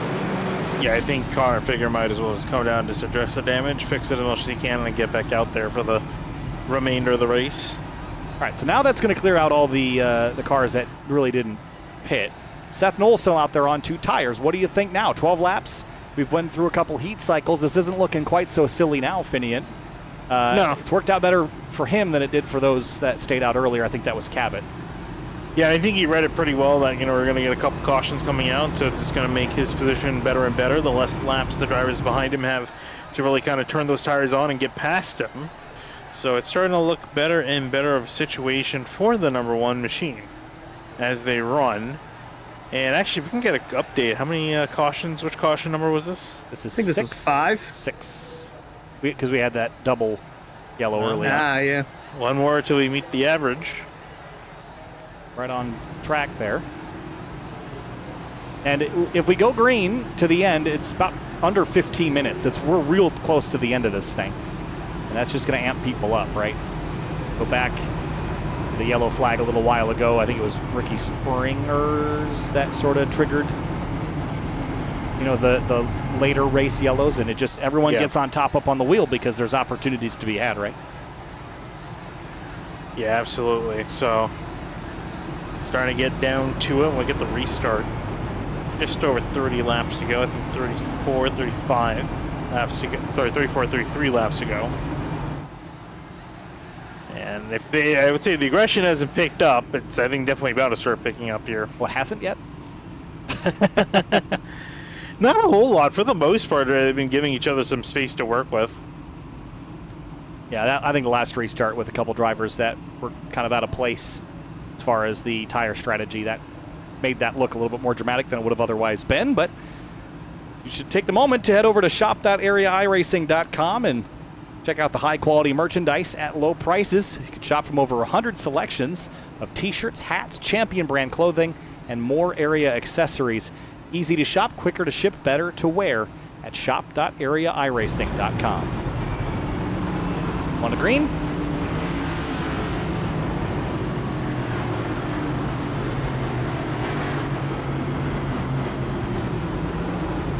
And I'm not rooting for anybody in particular, but I will say that my pick is right up at the front right now. Although I think we're on the back foot with the strategy here. I mean, I think we're all doing pretty well, right? I'm third, and Hunter, you picked Jake, right? Jake Matheson? Yes, he is so right in there. Well, how am I going to gain any points if you guys are also making a lot of points? Not hey, fair. Man, you have first pick. Well, because I'm last, and losers get to go first. Well, unfortunately, it looks like someone could loser coming out of tonight as it runs. Hey, give it some time. One day. I think there's a big rain cloud coming, guys. We got to go red flag. Oh, it's going to be like when you were making the thumbnail for Texas and it was magically raining. Dude, on the so oval. much fun. I want rain so bad in ovals. I think it'd be hilarious. Just to introduce another dynamic is if we don't have enough already. 34 laps to go from Dover. Seth Knoll in the blue Solar Flare car is your race leader. Late restart, and we're back underway. Pretty even amongst those front two. Yeah, pretty solid getaway for the front two. Seth Knoll diving out of the corner. James Scully trying to see if he can beat his teammate in the 73 to the outside. Scully will just get through, not quite. Nichols back will rebound it too. I think Jake Matheson caught a piece of the wall. Yeah, he's trying to get to the outside of Blaze McKinney there. Had a strong run, going to try and carry it through 3 and 4. Meanwhile, Seth Knoll sees his teammates battling side by side for second. Nichols with a run on the outside. Scioli going to be under attack for third from Blaze McKinney. Yeah, that bought him a couple tenths of a second, that little scrum out of turn 4 between those two. 2 and 3 wide in the background, car in the wall, and the 7 goes, that's the 62 rather, goes for his skate. He's able to save it, will continue forward. I was watching that battle for between the 7 and the 87. Skyline has put McKinney in the wall down one of the straightaways, and so it is very hard fought up near the front here. You see Jake Matheson, he's looking to the inside of McKinney. Battle for 4th place between these two, and McKinney going to pit to 54 down on the apex on the exit. Will get the spot. How about Connor Kresick trying to make some noise? Haven't really talked a whole lot of the 14 tonight. He's up there in 6th. Yeah, he's starting to make up some ground very quickly here in the later stages of this race. Meanwhile, Connor Horn trying to dig himself from out of a hole really since the beginning of this race. Hadn't had a good starting spot. Meanwhile, Tyler Gary gets the best of Ryan Hart's there. Ed Shearer Jr., Matthew Bell in the 8, almost making contact through turn 2. Bell going to tap off the wall, and actually a couple laps ago, it was Ryan Hart's that had the worst end of that kerfluffle there with Tyler Gary. I think there was some contact between those two. They just managed to hang on to it. Philip Groner moving his way back forward after a setback earlier in this race. And Seth Knoll on that 2-tire call, 4/10 of a second advantage with 30 laps to go. Was it the right one at the right time? Yeah, I think that track position might have been key here because these tires are only going to get more and more worn out. He's just kind of hoping to set a blaze and drive away from everyone else in line. Scully and McKinney battling it out for 3rd. Jake Matheson on the bumper of both of them. This time he's on the bumper of Scioli. Connor Kresick lurking in the back as well. He might have a strong enough run to make it a 4-car battle for that podium spot. So tight that both Scioli and Matheson had to resort to scraping the wall to squeeze up to the outside of the 87. Not a lot of room to race here. Big push between the Toyotas around the outside of McKinney's Chevrolet. Still trying to push from onwards. You can see Connor Kresick just hanging out in the background of the picture, trying to freight train him on the outside. Bump there from the 54 to the 7, off into turn 3. Scioli's clear. Matheson now the next one has to get clear. Yeah, Jake Matheson's trying to get the 7 moving. He's like, hey, I got places to go, people to see, trophies to win. As he's trying to clear Blaze McKinney for 4th. Connor Kresick, though, not making it easy. No, he's not. Kresick wanted to jump up to the outside of McKinney. McKinney wants in line, but Kresick denies him that, at least for the moment. Yeah, Kresick knows if he can just kind of keep the 87 from getting that gap, he has a chance of working past him and gaining a spot, breaking inside the top 5. Matheson still not clear of McKinney. He's just about to dive on past. I think he should be able to execute it here. Coming off turn 2, actually not quite. McKinney actually came back really strong on the exit. In behind them, Tyler Gary, Michael Curran, they're fighting it out for 7th. Yeah, Gary's starting to work his way closer towards this mix as well. Curran on the outside of that. Gary's going to clear him, so move him in sole position to 7th. And oh, trouble, turn 4. Big crash. Oh, massive hit. One car upside my down. gosh. Oh. I think it's Seth Berger in the 77. There was somebody was up on their... No, it's not. It's Max Service. Wow, I had a really good burger pun there, but that went out the window. Yeah, I think it happened ahead right here. The 42 is going to get the 77, and up and over. The 81 just gets launched. Well, that just unlocked a core memory for those. Back in 2011, Glenn Boyer had something similar to this, although Boyer only went on his side. He didn't go fully upside down like Max Service did. Yeah, the 42 gets a 77, and then Max Service nowhere to go. Right off the fender. Up and over. What a wild ride that is.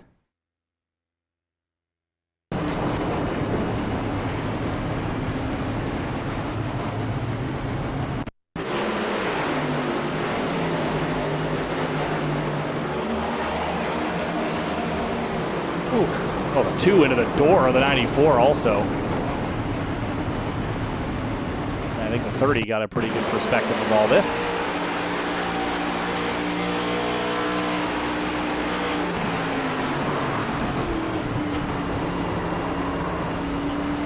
And let's ride on board the 81.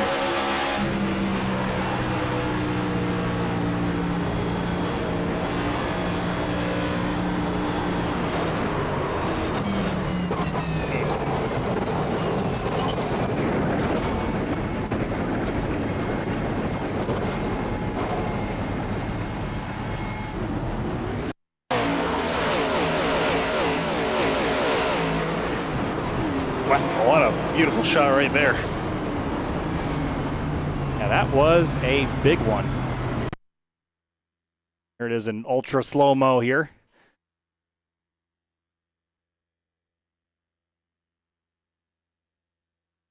Wow.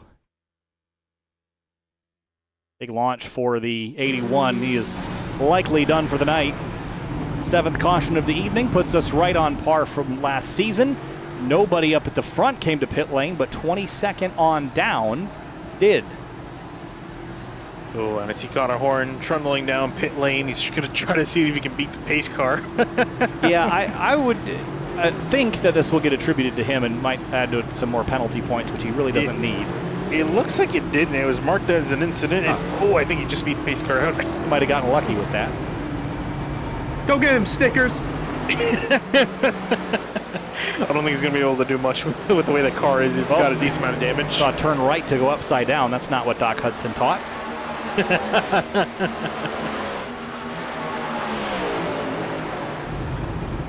Yeah, I think Seth Knoll probably pretty much right back on par with everyone as far as the tires are concerned. With this many heat cycles on them, I can't imagine that there's that big of a difference.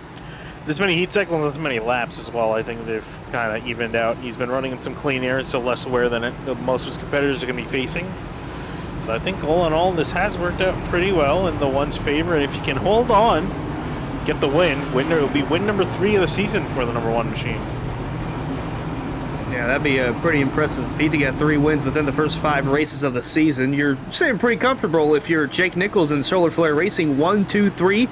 The only one you really got to worry about for the moment is Jake Matheson. He's going to restart 4th, the second car in that outside lane, but Blaze McKinney, Connor O'Kresick, don't count those guys out yet. Really getting down to the nitty-gritty now, as I call it, the last 20 or so laps. Next time by, the ticker will shift over to counting down. That's when the intensity ramps up. See Seth Berger now 3 laps down and rejoin the racetrack. 35 cars on the lead lap. And of those that have led laps, let's have a look.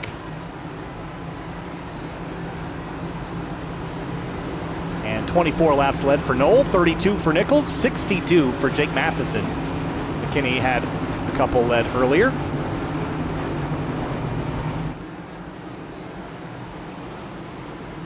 See, do we think, guys, this is going to be the last caution? Nope. That was Not a chance. I mean, if we were at lap 140, I'd say maybe. I think there's just enough time, even with how tidy the restarts have been relatively. I think there still stands a pretty good chance that we see drivers trying to take advantage of the opportunity. 20 laps to go, 20 miles left. The 5th round of the Season 6 Area Cup Series. Nice, even launch to 28, does not get going. Stack up on the restart in the midfield.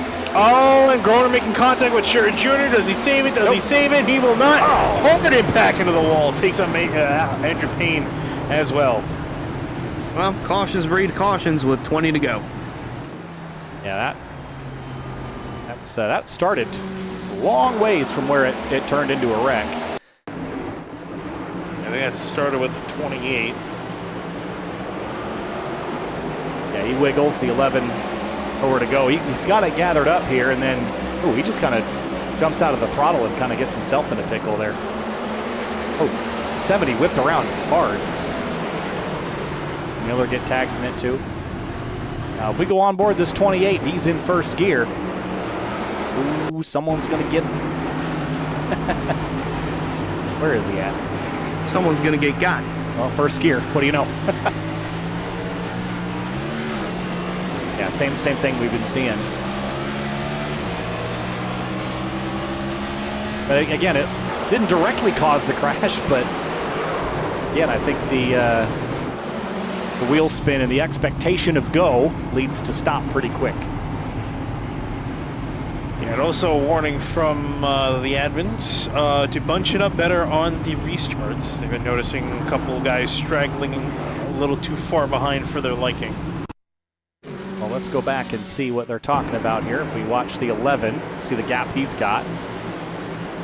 I think they're probably... That's probably where they were pointing the finger, if I'm honest. Yeah, they've been noticing not only on this restart, but a couple other restarts where there's been around an extra car length of space between drivers. On the bottom there behind, I think that's Weishart. So they're just concerned the drivers trying to jump the restart. It's been weird. The restarts have been either picture perfect or an absolute disaster. We haven't really had a lot in between tonight. Yeah, I guess usually if it's not picture perfect, it usually tends to lean more into towards disaster territory. You have a slightly messy restart, which is what restarts usually are, to be fair. It's not usually common that you have restarts that look like something out of a driver's meeting video where they tell you exactly how to do it. I wish. You should see how many times. So when you're on a pit lane, and maybe I can, so you got your 2 lanes on pit lane. Every single SRO drivers meeting, they talk about how these lanes are supposed to be used in the sports car racing world. This is true of IMSA. This is true in SRO. If you are in the transition lane, which is the lane between the pit boxes and the fast lane by the wall, if you're in that lane, you do not have the ability to just drive over into the fast lane. You have to slot in line behind anybody that you have overlap with. So even if you come out and you're 3/4 of a car length ahead of someone in the fast lane, if you have any overlap, you have to drop in behind them. That's the rule. It's gone over in every single driver's meeting and every single race. There's always somebody that doesn't do it right. And I saw that happen at Road America in the IMSA WeatherTech race the other day. And I was watching Calvin just strain as he watched it happen again in real time. It's like, guys, this is the simplest rule ever. How do we not understand this at this point? But because race car driver want to beat other drivers. Yeah, I mean, it makes sense. Like, because what you want to do is you want to zipper merge, right? That's your natural tendency, but that is not how sports car racing pit lanes are structured for safety reasons. But when push comes to shove, no one wants it. You know what happened that was really interesting? What's that? Is at VIR, someone was penalized for obstructing the fast lane, which I'd never seen that penalty before. Really? So they were not traveling at the pit lane speed limit, and so drivers passed them in the right lane, which Calvin thought they would be penalized for, but they were not because they were traveling at the pit lane speed, and the driver in the fast lane was not. So they were penalized for obstructing the pit lane, which I have never seen that penalty I feel like that before. Definitely one that is very rarely handed out. I've never seen it in 5 years. Why was the driver not going pit lane speed? Not exactly sure why. Maybe they were trying to let somebody in line or something. Yeah, maybe. Cameron Hearn bought us some good luck for $4.99. Appreciate it, Cameron. Oh. Says now you can buy a Happy Meal, maybe.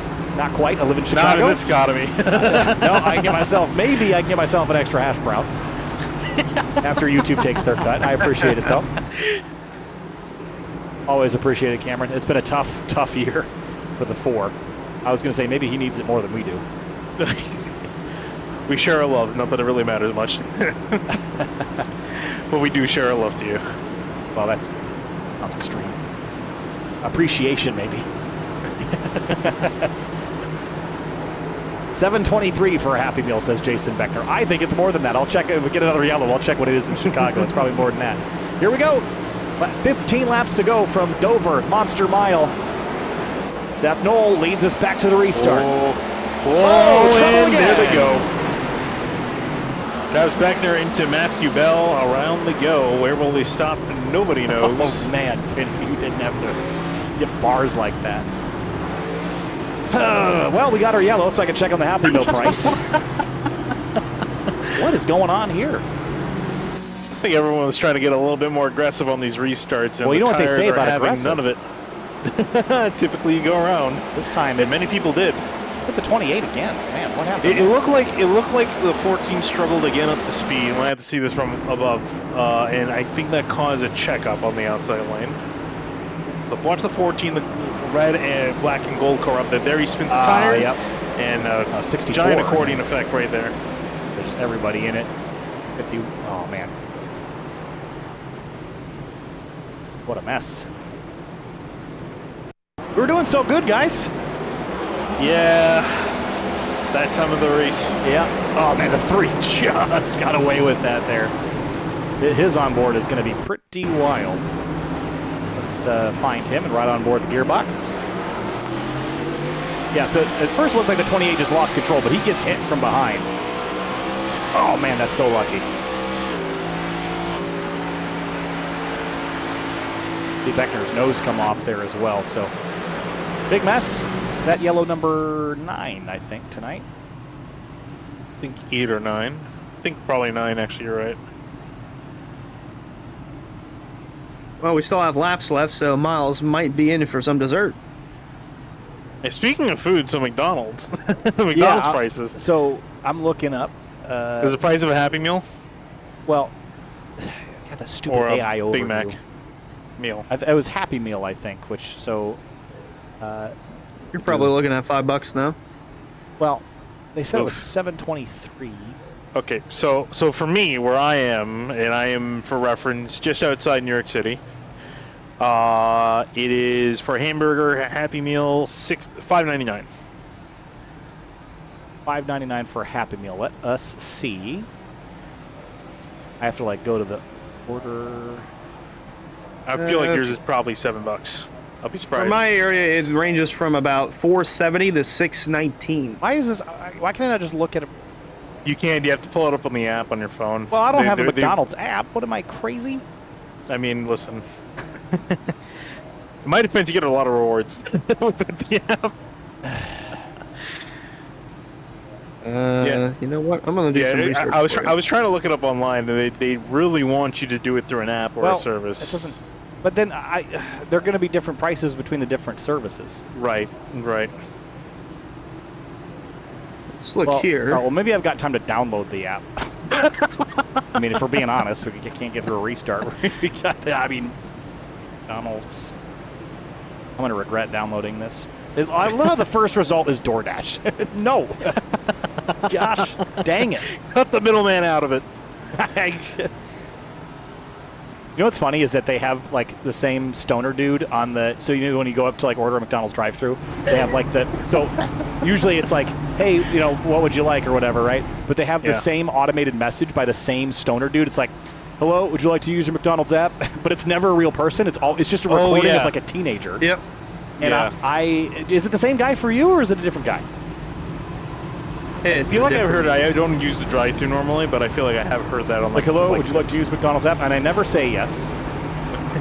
They know maybe maybe today is it. Oh, do I have to?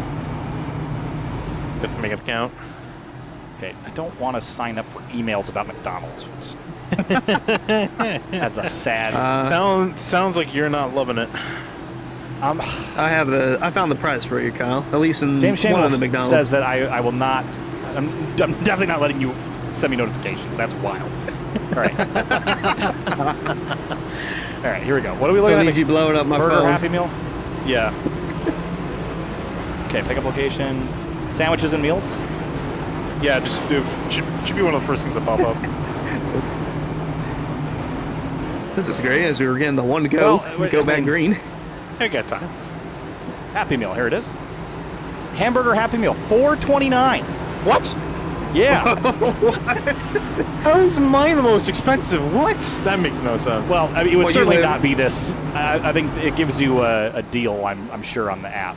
And for a 6-piece chicken McNugget Happy Meal, $7.69. $4.99, baby. Move to Chicago. We got all the deals, baby. Rent's going up and McDonald's is down, baby. Buy the stocks. Now, with that said, got a race to go, 10 laps to go. Buy it on Uber Eats. The down payment might be $4.99. That's definitely true. Here we go. 10 laps at Dover. Let's get this green, boys. Finish this one off strong. Seth Knoll, Jake Nichols, James Scioli.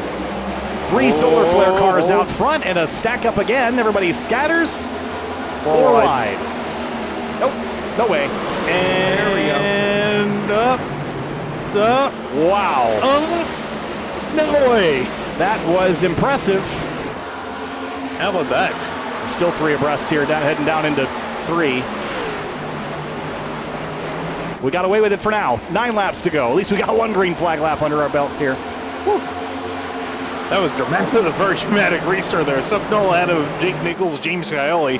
They're all trying to chase him down. I see Jonathan Oakes riding the outside of Payton Howell, and Connor Kress can make some door-to-door contact with the 14 as he's trying to charge up forward. Yeah, side by side for 6th there. Okrezik to the inside of Jonathan Oates there as Solar Flare is still 1, 2, 3. Blaze McKinney hounding the 7 as Oates pounds the wall. Travis Beckner missing a front bumper, still inside the top 10. Yeah, just trying to get to the end now. As high as the 28's been running all night. He just wants to get to the end and finish here. A lot of retirements. Jake Matheson is out. Did we document that?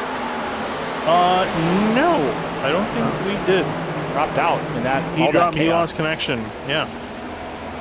That is unfortunate for Hunter. Yeah, just so happens to be me. Woo! Love it. Blaze McKinney to the inside of the 7. That's tight out of 2. Oh, man, almost wrecking loose off the corner. They just keep it off each other, at least for now. But we've seen Blaze McKinney, he's not afraid to be aggressive. And that may or may not come back to hurt him here as they're fighting tooth and nail for position. McKinney losing the speed off the corner. Michael Curran trying to make some noise. Hasn't been, I think, in the top 5 all night long. Here he is right at the end trying to make a place as much as he can. Yeah, slowly but surely inside the top 5. And McKinney trying to get in between the 2 of Scioli and Curran, and did just that. Still going to look to the inside, trying to get a run to the 7 of Scioli for 3rd. 5 miles to go at Dover. Tyler Gary, Payton Howell, they're side by side. Connor Okrezik, Ricky Springer, with all that he's been through, is almost into the top 10. Yeah, I was going to say, he's definitely had an upside down night. Andrew Payne also, he was involved in a wreck not too long ago. Howell and Connor Horn back inside the top 20. Persevere. Oh, here's McKinney trying to prevent the 24 of Curran from going by on the outside for 4th. Meanwhile, Tyler Gary, he's knocking on the door of the top 5. We're not done here up at the front, boys. Oh, big lunge from the 62 into turn 3. Tried to jack up the 87, didn't work. Yeah, Tyler Gary trying to get around. McKinney's been aggressive, almost too aggressive. Gary in the wall trying to get some sort of purchase on the 87. Payton Howell in behind, Jonathan Oakes in behind, and a whole bunch of other cars in behind, racing really hard for position.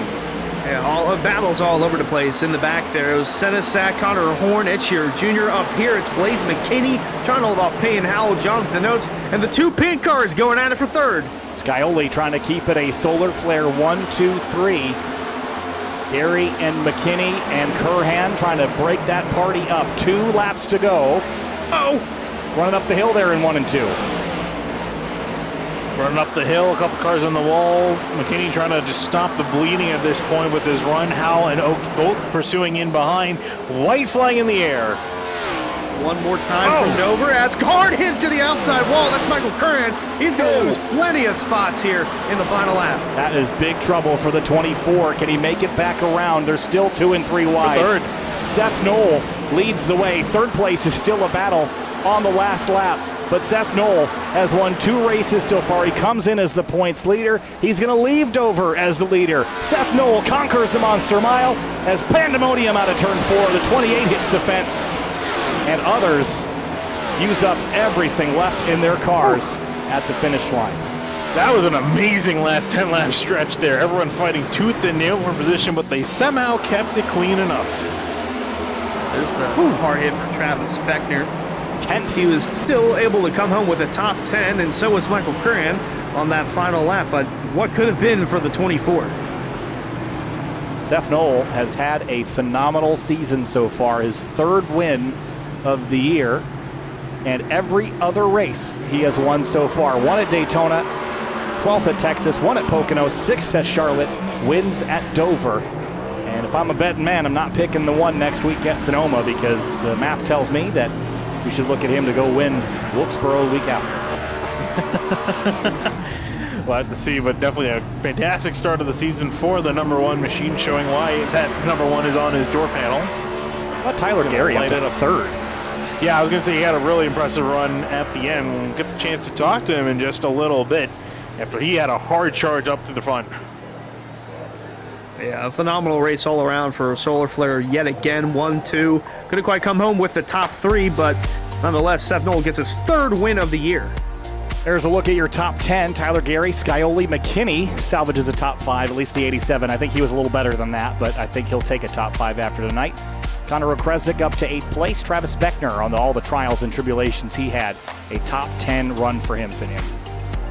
Yeah, then heading back to the next phase of finishers, Andrew Payne will finish in 11th. Ricky Springer up and down and up again. Will end up somewhere in the middle and 12th. A decent finish today. Trey Edson didn't really mention the 78 at all. He snuck away with a 13th place finish. Garrett Grant in 14th with Bell. Connor Horn back in 16th. His charge back forward. Drew Drua dropped back to 17th. Not the best day for him. Shura Jr., Senizek, and Cardillo the top 20. And then you get a look at the rest of the results. From 21st to 30th, Brent Pukari, Greg Mitchell, Tyler Nichols, Adam Cabot, Jackson Anderson, who had that unfortunate last restart, Jeremy Miller, Bailey Turner, David Weishart, Ed Robertson, and Robert Colgan round out the top 30. And looking down the rest of the order, some drivers that didn't have such good luck today. Jake Matheson late in the running was top 5 all night long, 38th with a disconnection. Saw Max Service go upside down, and maybe have that car serviced before next week. Mason Kane down in 40th place, wreck he was involved in. And Justin Bondurant only got 3 laps into the race before calling it a night. Cameron Hearn, his bad luck stretch continues. But good finish and good results for Tyler Gary. He comes home in 3rd place, the number 62 Toyota. Tyler, things got aggressive there at the end. Big lunges, and one paid off. You get by this number 7 and grab yourself a podium. Take us through the night. Pretty interesting evening, all things considered. Yeah, I felt like I was pretty competitive. Felt like I could have ran up front, but unfortunately, I think Matthew just messed up on a restart, and then I got damaged from it. I was never really able to cover all the way, and he got back inside the top 10.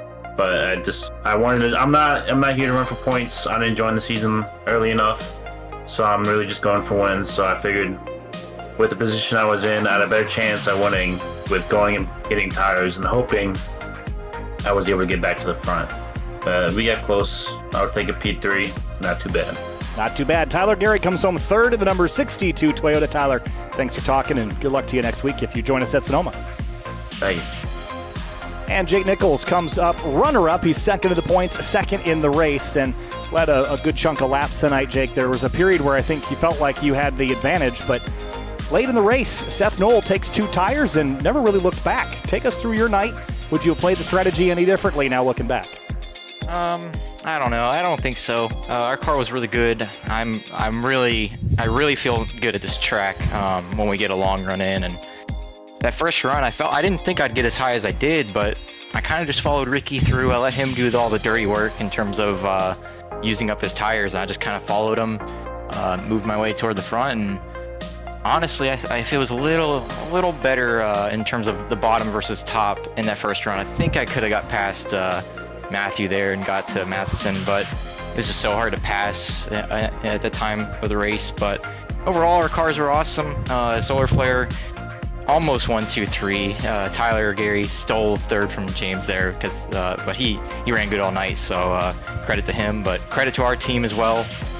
Tyler got a decent finish for having probably a lackluster race in his mind, and obviously Phil got involved in a late race wreck. But either way, we take that and look at amazing point tonight for the team again. I feel like we should be 5 for 5. I feel like Texas was one that got away for all of us. And other than that, it's been Solar Flare on top. So hopefully we can keep this up and just keep getting in victory lane, especially going into Sonoma next week, which should be another great week for us. Well, things are looking up for Solar Flare Racing. Jake Nichols, 2nd place tonight at Dover. Jake, thanks for talking, and we'll see you next week. Thank you. See you then. And Seth Knoll. Hey, guess what, Seth? I picked you and you You're damn right you did. 2 for 3, baby. I needed those points. And here we are in victory lane with Seth Knoll. Man, 3 wins every other race so far this season. You have won, and setting yourself on a great trajectory for the championship and leading the playoff standings. Still early in the season, but things are going the right direction. Take us through your night, that strategy call that puts you on top to go win this race. Yeah, the first run I killed my tires and dropped like a rock. Thought I was doing good. I asked James what he was doing because he killed all of us on tires. He was 20% better than all of us. And that helped me the second run. Felt like I was just as fast as everyone else. Like there was 4 of us that were really, really close on pace. So it came down to that. What was it, 50 to go pit stop? I said, screw it. We're doing it now. And everybody decided to wreck behind us. So, good night for Solar Flare. Able to go out here and put ourselves in a good position again with a 1-2. That's, I think, 3 in a row for us. So we're kicking some butt on the team points. And we'll head to next week at Sonoma. Feel pretty good there and try and get another 1-2. Seth Knoll, 3 races, won in the first 5 of the season.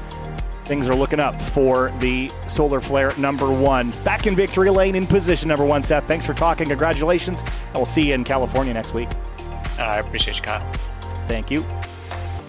All right, guys. Well, I might not be last in the commentator pick standings next week because of a very lucky pick tonight. Strategy played out in Seth Knoll's favor, but Finian, final thoughts on Dover. This one had some dramas kind of late in the race with those yellow flags, but all in all, pretty good, entertaining race with a lot of different variables as we head into the first of 2 highly anticipated weeks for me, road racing at Sonoma and a couple weeks later at Montreal. Yeah, such a schedule really starts to get very interesting from here on out. So we might see a couple new drivers near the top of the order, potentially winning some races. Got Sonoma, North Wilkesboro, Darlington, and Montreal. That's a very interesting stretch of tracks. A big challenge for these drivers, a whole bunch of different conditions they got to consider and get used to, especially Montreal. That's going to be the big wild card, I think, for all these drivers for the next couple of weeks. But all in all, fantastic racing from Dover when it was green. These guys were absolutely fighting out, especially in those last 10 laps. I'm amazed they finished it under green. Well, it's not about how you start, it's how you finish, and we finished with a bunch of chaos. But for Seth Knoll, he led the last 46 laps and the checkered flag lap in order to get his 3rd win of the season. And Kyle, I mentioned it, the past couple of seasons, the winner has come from within the first couple of rows, and Seth Knoll started P4, so he would be outside row 2. Going to be interesting seeing how these cars navigate the lefts and rights of Sonoma next week. We go road racing in California next week, but a couple more runs at Dover. The Truck Series tomorrow, and then on Thursday, the Florida State Builders Area Pro Series heads right here to the Monster Mile. And Miles got a taste tonight. I don't think he got the full meal, but what a fun show here tonight for the Cup Series. And again, Sonoma next week, Trucks Tuesday, and then Florida State Builders Area Pro Series right here from Dover tomorrow. For Kyle Heyer, for Hunter Sleppy, for Finian DeCuna, thanks so much, and we'll see you next time.